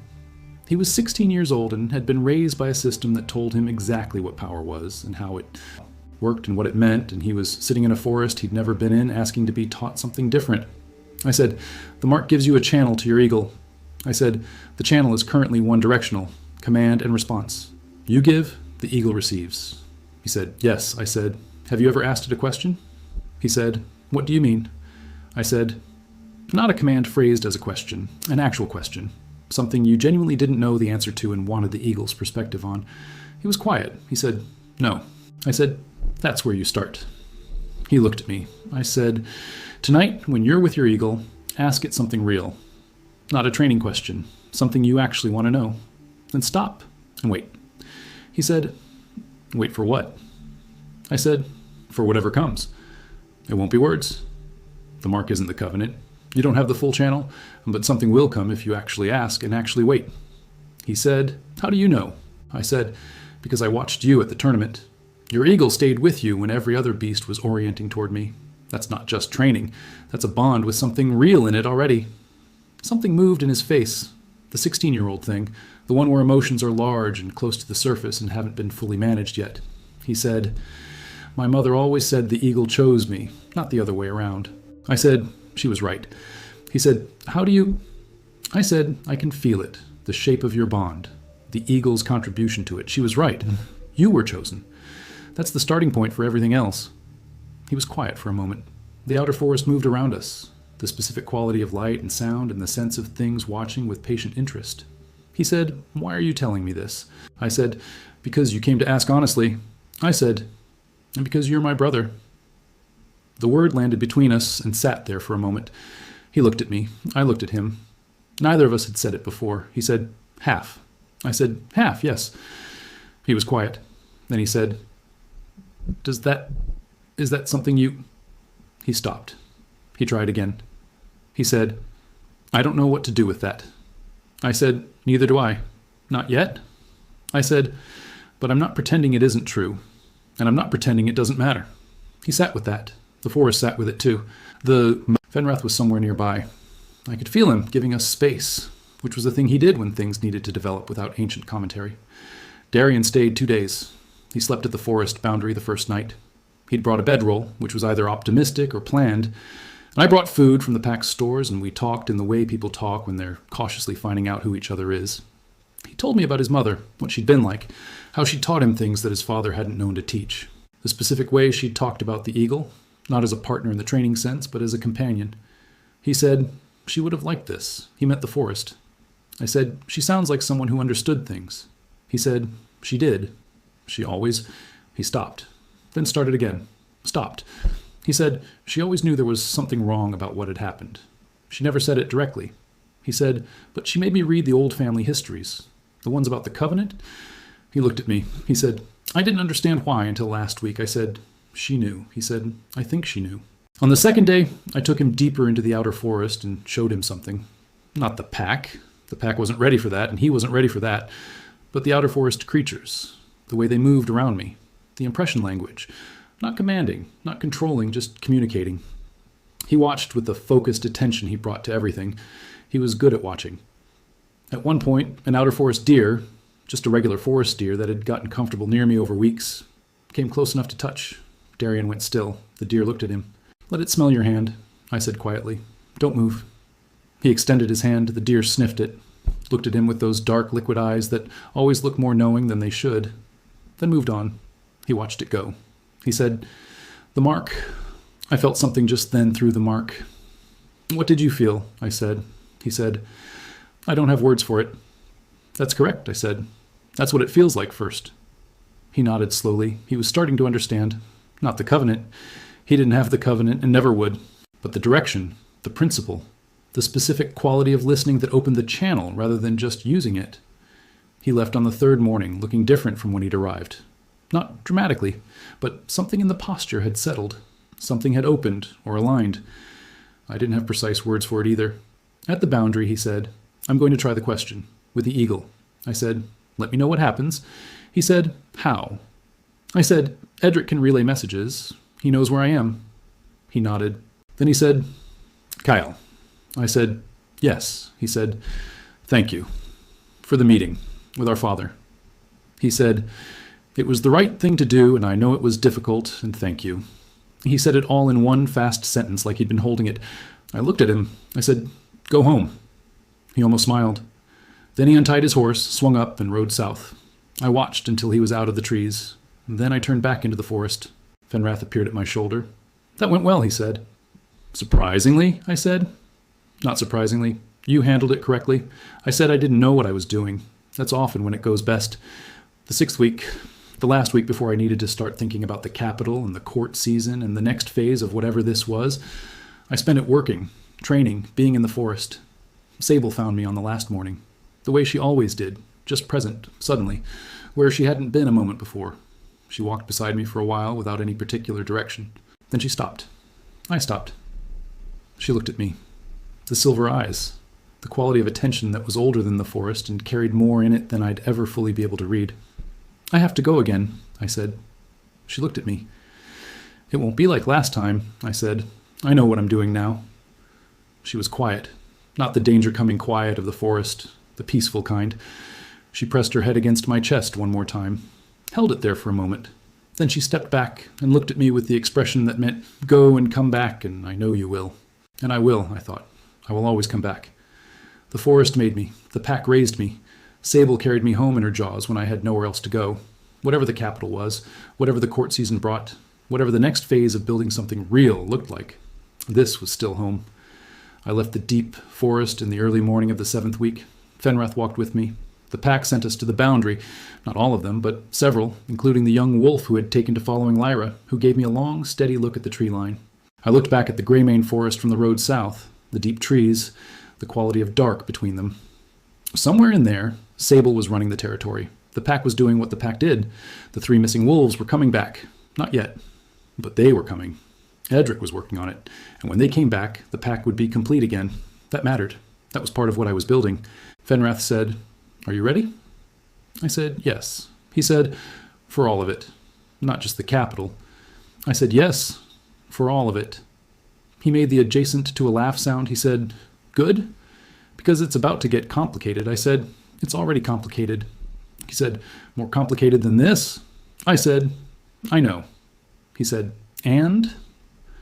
I looked south, toward Ironhaven, toward the capital beyond it, toward Varen Moss and Corvain and Lyra's research and the court season and everything that came with being Kael Ashborn in a kingdom that had just learned that name existed. Toward my father, finding 3 wolves in the eastern province and arranging their return to a forest that had kept his discarded heir alive and made something extraordinary of him. Toward Darian, riding home with a question to ask his eagle. Toward everything that was next. I said, and I'm walking toward it anyway. That's the plan. Fenrath said, good. Then let's go. We walked south, into whatever came next, into whatever the world needed us to be before it was finished being made. And I was ready. More ready than I'd ever been. Because for the first time in my life, I knew exactly what I was and exactly where I'd come from. And that was enough. For now, that was completely enough. The capital of Valdris was called Venmir. Edric mentioned it in 3 separate letters, like a man preparing someone for something they'd find overwhelming. He was right to worry. Ironhaven had been big. Venmir was something built by 400 years of people who never got the memo about stopping. Walls inside walls. Districts layered on other districts. Streets that branched from streets, that branched from other streets.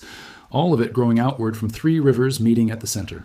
I arrived on a Tuesday morning with Fenrath invisible at my shoulder, Edric's letter in my coat, and the name Kael Ashborn on official record for the first time in my life. The gate guards checked my papers, looked at the Ashborn name. One of them went to get a supervisor, which I had anticipated. The supervisor read the papers twice, looked at me once, and waved me through. Word travels fast when it matters. I'd been in the city less than 20 minutes when the first person recognized my name. A clerk at the records office where I went to register my presence. He looked at the form, looked up, said, Kael Ashborn, the one from the tournament. I confirmed it. He stared longer than was professionally comfortable, then stamped the form and handed it back. I found a room at an inn in the middle district. Not the noble quarter, not the cheap edge, the middle. Enough anonymity to think and enough access to move. Fenrath approved of the back garden. The city was different from Ironhaven in ways I was still cataloging. Ironhaven had the Ashbourne presence built into it. Venmere had everyone's presence at once.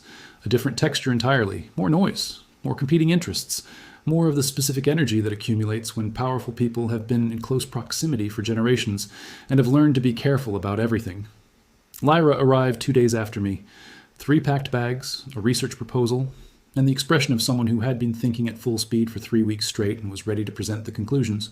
She sat across from me at the inn's common table and spread her papers out. "Before you walk into any political situation," she said, "I need to tell you what I found." I said, "Go ahead." The research was bigger than she'd thought. Not just historically significant, structurally significant, the kind of finding that reorganizes a field rather than just adding to it. She had traced every recorded instance of exceptional beast bonding across 400 years. 14 cases, 14 contractors whose bond quality had been rated beyond the conventional scale. In 11 of those 14 cases, the contractor had experienced extended social isolation during developmental years. Not planned, accidental, circumstances that were considered failures at the time. The mark selects for bloodline, she said. The covenant selects for something else, a specific combination of bloodline and formative environment that the conventional system doesn't test for and can't create. This means, she said, that the most powerful beast bonds in the last 4 centuries came from circumstances the contracting families would have called mistakes. Orphans, outcasts, people thrown away. I sat with that. Then I said, "The system produces its greatest results from its greatest failures." She said, "That's one way to put it. The academic version is less satisfying, but more publishable." "What happens when you publish it?" I said. She said, "The contracting establishment will be very unhappy. Several major families will dispute it." She didn't look remotely concerned about this. She said, "And then, over time, it will change things. How people train for bonds, what they look for. It will take years, but it will change things." That was the part she cared about. I said, "When are you submitting it?" She said, "After the court season. After I understand the political landscape, I want to know the terrain before the research becomes public." That was smart. I told her so.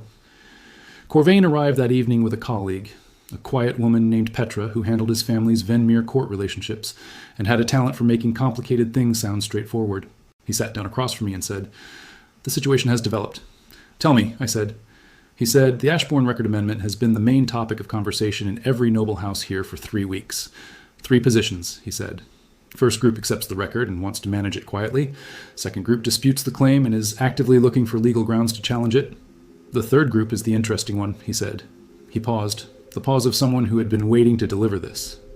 "The third group doesn't care about the legitimacy question at all. They see an opportunity," he said. "You're an Ashbourne heir outside the family structure. No inherited obligations, no family debts, no existing alliances. To certain people, very attractive. They want to attach themselves to someone with the name, but none of the existing commitments," I said. "Exactly," he said. "A blank slate with a powerful bloodline. Several families are very interested." I thought about the people in Ironhaven who had approached me after the tournament. This was a more sophisticated version of the same pattern. People with power were remarkably consistent. People with power were remarkably consistent in how they thought about people who had recently acquired something useful. I filed the information and moved to the more interesting question. "And Varen Moss," I said. "Where does he fall?" Corvain and Petra exchanged a look. Petra said, "He doesn't fall into any of those groups. He never has. He operates outside the normal political categories entirely. He was royal counsel for 20 years, she said. He knows where everybody is buried, metaphorically. He left the position by choice 8 years ago. What he's been doing since, nobody has fully mapped. He was at the tournament," I said, "watched everything, and didn't introduce himself." Petra said, "Characteristic. He observes before deciding whether a situation is worth his attention. And he's decided," I said. She said, "We think so." "A meeting has been requested through channels. 3 days ago." She slid a piece of paper across the table. "A time, a place, a single name?" Corvain arrived that evening with a colleague, a quiet woman named Petra who handled his family's Venmere court relationships. Petra had the talent of making complicated things sound straightforward. "The families who wanted to challenge me were already moving," Petra explained.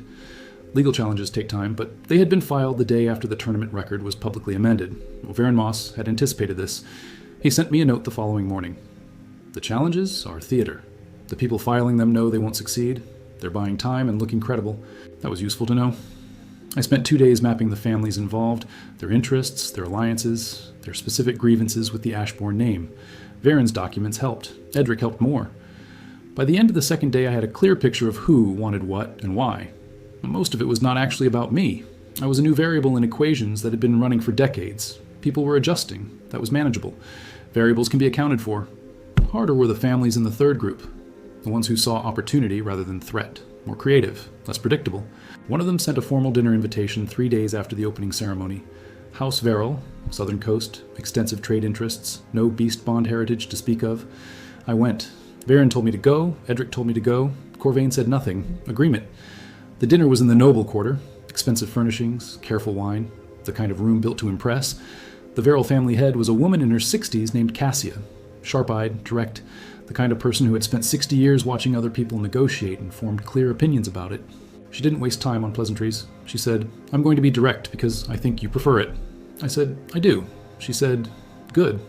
I want to discuss a research agreement. My family has extensive archives going back 400 years, she said. Beast-related records, trade records, correspondence with every major house, material relevant to your situation. I'm willing to make those archives available, she said. In exchange, I want first access to whatever your Academy contact publishes before publication. Time to adjust positioning. I thought about Lyra, about whether she'd want her research controlled by a timing agreement with a noble house. I was fairly certain I knew the answer. I said, "I'll discuss it with her and come back to you." Cassia looked at me. She said, "Most people in your position would have agreed immediately." I said, "Most people in my position haven't spent 12 years in a forest learning to think first." She laughed. Actually laughed. Not politely, genuinely. She said, "I like you better than I expected to." I said, "That's a low bar from what I understand." She said, "Yes, you exceeded it. We'll be in touch." I went back to Lyra afterward and told her about the offer. She listened with her working face on. Then she said, "Under what conditions?" I said, "First access before publication. Time to adjust positioning." She thought about it. Then, "If I retain full editorial control and the window is no more than 3 weeks, I'd consider it. The archives could be genuinely useful, the pre-Kingdom records especially." I went back to Cassia with the counter. She accepted it without negotiating. Either the terms exceeded her expectations, or she'd expected refusal, and this was already a win. Probably the second. Either way, Lyra had access to 400 years of Verrill family records by the following week. The amount she found there that was relevant to her research was, by her own description, extraordinary.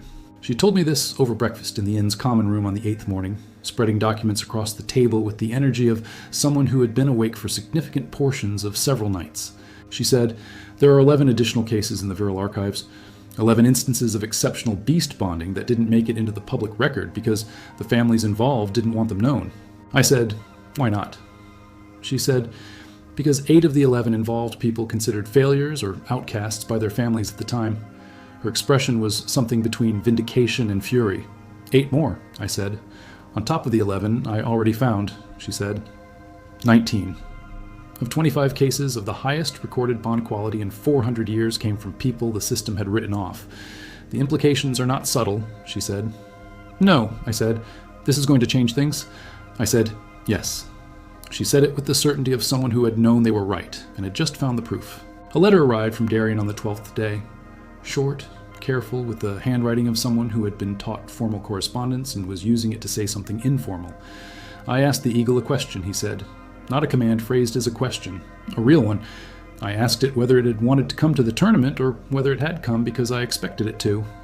"I waited, like you told me," he said. What came back wasn't words, more like a direction. The answer was a direction rather than a statement. I think it wanted to come. I think it wanted to be there. "I've been thinking about the difference," he said, "between a bond where the other side wants to be there and a bond where it simply complies. I think I've only had the second kind before. I'd like the first." I read that letter 3 times. Then I wrote back, "You're on the right path. Keep asking. Not just the Eagle. Ask yourself too, whether you wanted what you said you wanted or just expected yourself."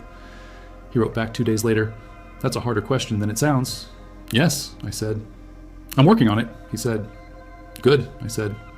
"That's all any of us are doing, working on it, day after day." The correspondence with Darien became something I hadn't expected, a genuine exchange. He had a good mind, careful and honest, and once he'd started asking real questions, he didn't stop. He asked good ones. He asked about the Covenant, about Fenrath, about the forest. He asked about Sable in a way that suggested he'd been thinking about being raised by something that had chosen you, a personal question. I answered honestly. Sable had known what she was raising, not consciously, on a level below conscious thought. The ancient wolves always knew, They always found what they were looking for. That means she chose it, he said. Yes, I said, even knowing what it would cost, keeping something that didn't fully belong.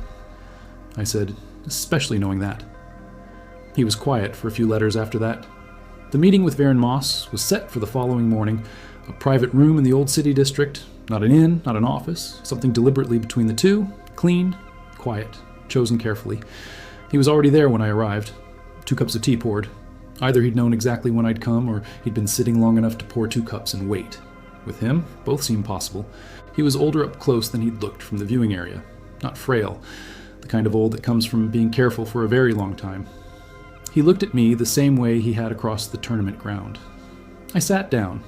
I took the tea because refusing it would have been a small performance, and small performances weren't what this meeting required. He watched me take it, said nothing for a moment. Then, "You're more patient than I expected." "The forest teaches it," I said. He said, "Yes, I imagine it would." Said it like someone who already knew the answer and was testing whether I knew they knew. "I'm going to tell you something I've told very few people," he said. "All right," I said. He said, "I was at the original decision, 16 years ago, the night your father decided what to do with you."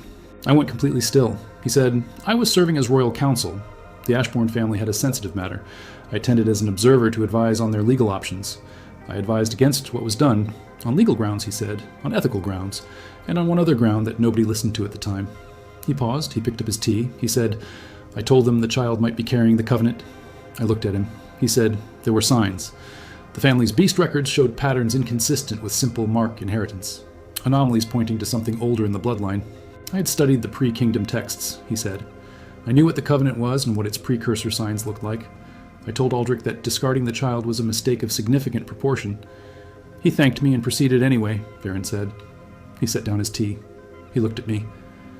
"I have thought about that decision many times in the 16 years since, about what I could have done differently." "You couldn't have stopped him," I said. "Probably not," he said. "But I might have ensured the child had better circumstances." I said, "The wolves were pretty good circumstances." He almost smiled. "Yes," he said, "as it turns out." He was quiet for a moment. Then, "I came to the tournament because Edric sent me a message. Someone I needed to see," he said. "No further details. Just see." So I went. "I've been watching difficult situations for 40 years, he said. "I know the difference between a political event and something that operates outside the political framework. The tournament was the second. I reached the conclusion that what happened there was the beginning of something," he said. "Not a legal situation. Something genuinely new. Something this kingdom hasn't seen in 3 centuries. Whatever you're building, and you're clearly building something with unusual care for your age, it would benefit from one specific resource." "Which resource?" I said. He said, "Institutional memory. I know where everything is," he said. "Every obligation, every secret, every alliance, and its price.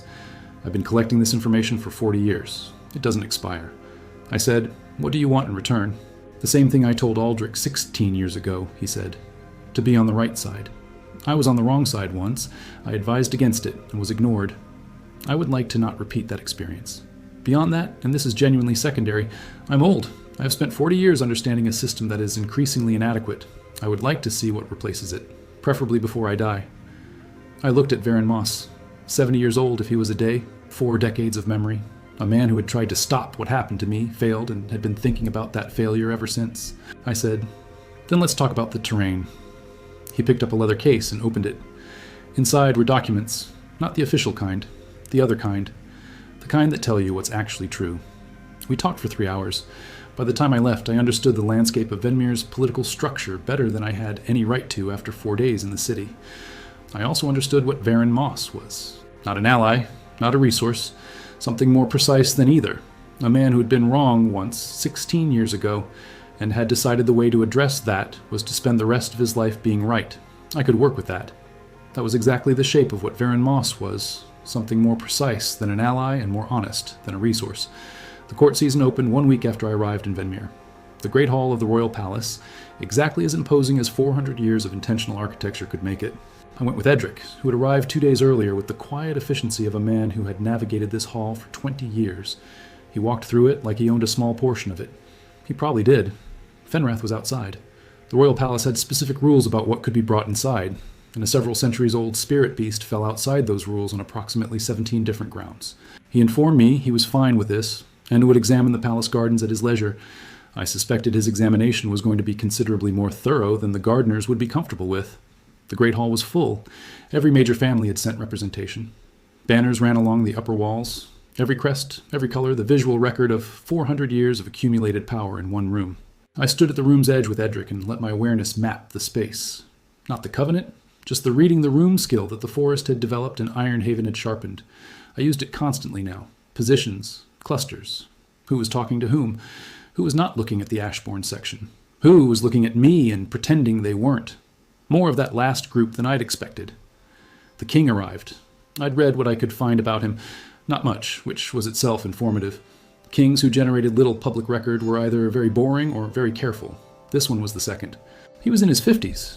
Medium height, unremarkable appearance. By chance or careful cultivation, hard to say. He moved through the room with the ease of someone who had been doing this for decades. He made the opening remarks, formal, appropriate, exactly as long as they needed to be. He mentioned the tournament, the record amendment, and specifically the demonstration of ancient beast bond techniques. He did not mention me by name. He didn't need to. Every person in that hall understood exactly who he was referring to. The careful not mentioning was more pointed than any direct mention would have been. Edric said very quietly, "He's interested." "I noticed," I said. Edric said, "When the king is interested in something, things happen at a pace that serves his purposes." I asked, "What pace is that?" "Faster than you'd like and slower than it seems," Edric said. "When does he want to meet?" I said. "Within the week," Edric estimated. "He's patient, but this situation is genuinely unusual for him." He was right. The request came on the third day. A formal royal summons, different from an invitation in ways that Varen Moss had explained in thorough and occasionally alarming detail. I spent the day before the meeting with Fenrath in the palace gardens. He had apparently made arrangements with the oldest trees that I decided not to ask about. We sat under something enormous and ancient. He said, "How do you feel?" I said, "Clear." He said, "That's a good answer." He said, "Do you know what you want from this meeting?" I said, "I know what I don't want." He said, "Start there." "I don't want to become a political instrument," I said. "I don't want the name used as leverage in someone else's game. I don't want to be managed or to perform." He was quiet. Then, "And what do you want?" "I want the 3 wolves returned," I said. "I want the Covenant understood properly. I want Lyra's research given a fair hearing. I want space to build without being captured by existing power structures." "Those are good wants," he said. "Achievable. Not easily, but achievable. The question is what you're willing to give in exchange for the space to achieve them." "I know," I said. "That's what I'm working out." He was quiet for a moment. The garden had the quality of things that had been growing for a very long time and knew it. Then Fenrath said something I hadn't expected. She tried to fix everything at once. I said, "Who?" He said, "The last one. Marin, the one who carried the Covenant 300 years ago."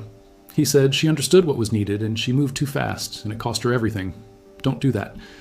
I said, "I know." He said, "Knowing is different from doing."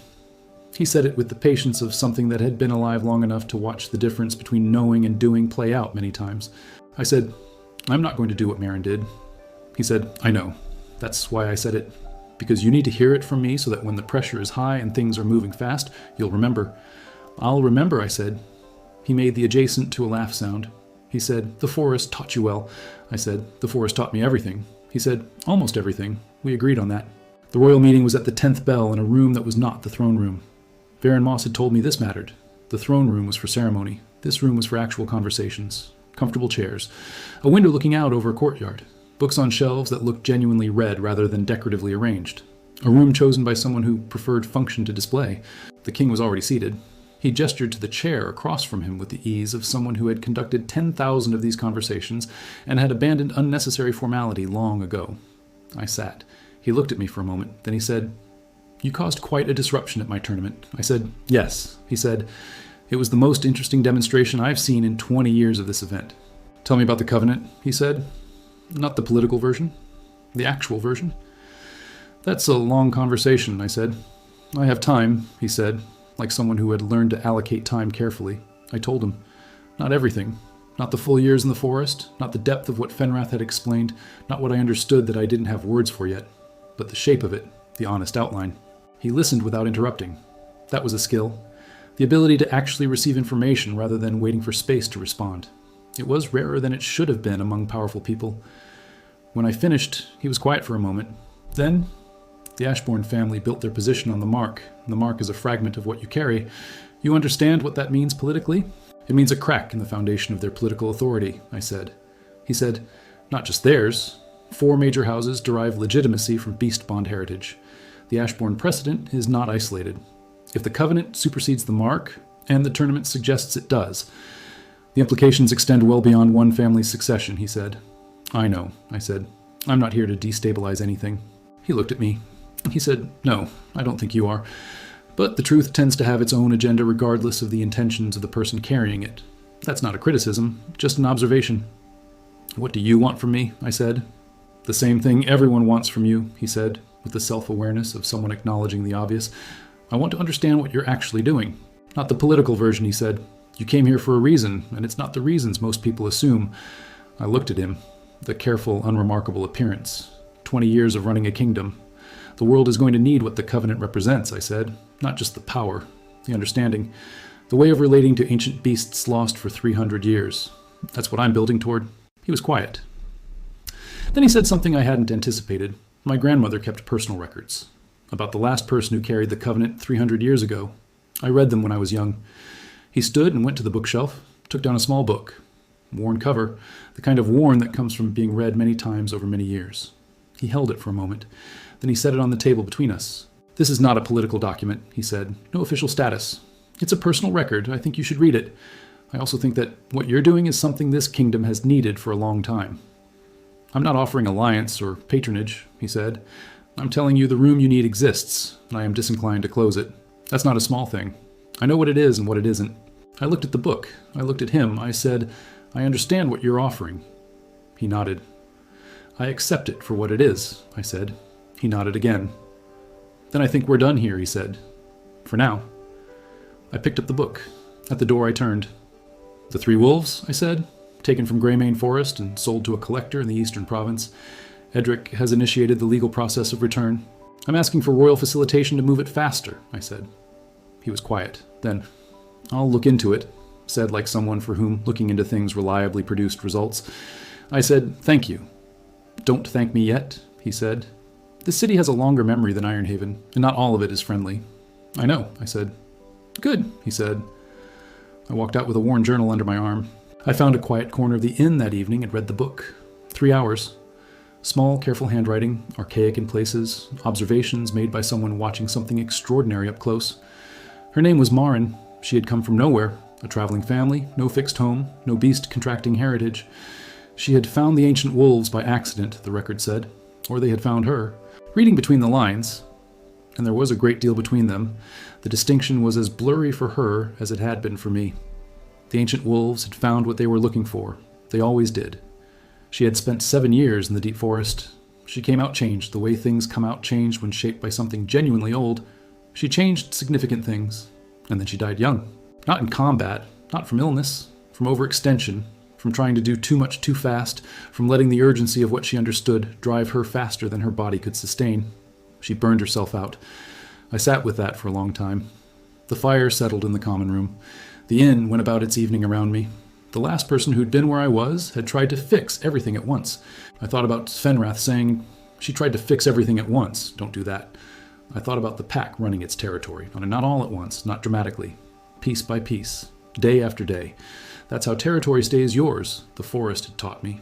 Not by claiming everything in a rush, but by knowing every part of it slowly, in the right order, with enough patience to do it properly. I was not going to do what Marin did, not because I was more patient, because the forest had taught me something she may not have had time to learn. Some lessons only come from years of watching the pack work. The 3 wolves came home 11 days after the royal meeting. I was in Greymane Forest for a week when the message arrived from Edric. Brief, factual, exactly what I needed to know. The royal facilitation had worked.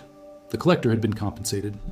3 Greymane wolves, adult, healthy, were being transported north under guard to the forest edge. They were coming home. I was at the boundary when they arrived. The transport guards looked deeply uncertain. They'd been told to deliver 3 ancient beasts to a forest edge and hand them to someone in a wolf-hide jacket. The wolves were in reinforced crates. A year of captivity. A year of walls and handlers and the absence of everything that made them what they were. I could feel the wrongness of it from 20 feet away.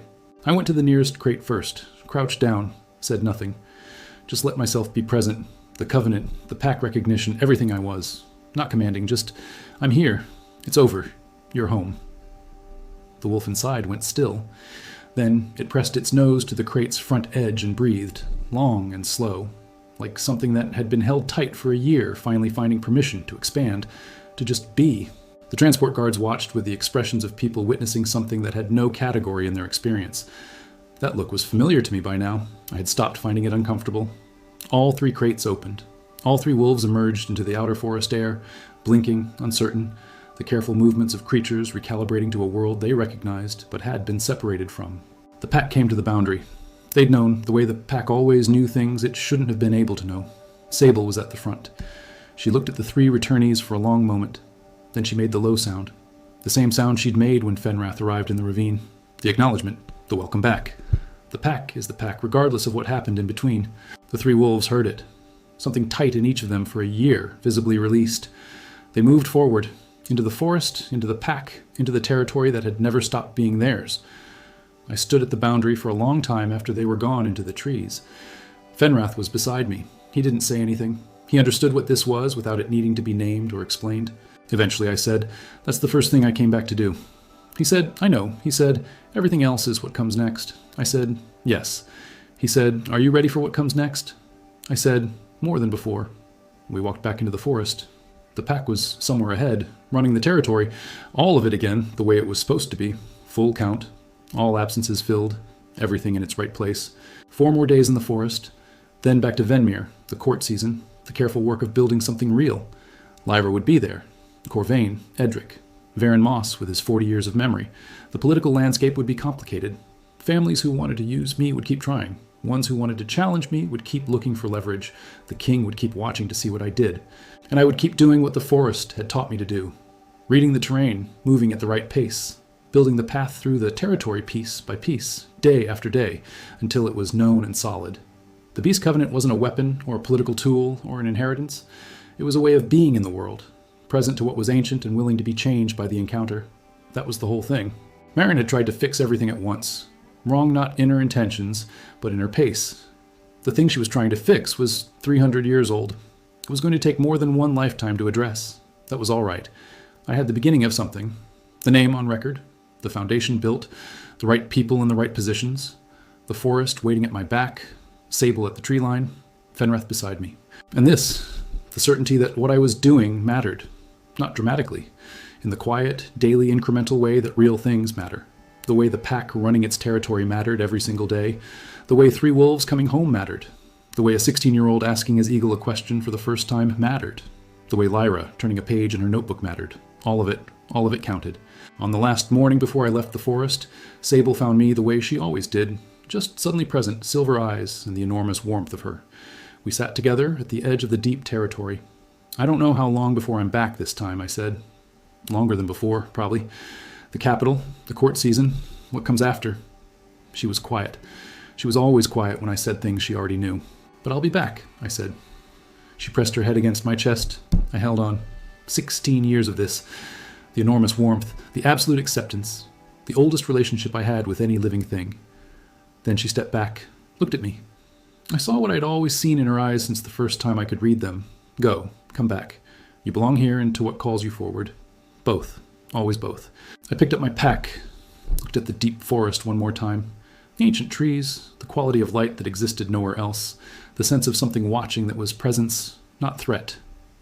Home. Then I turned south. Fenrath fell into step beside me.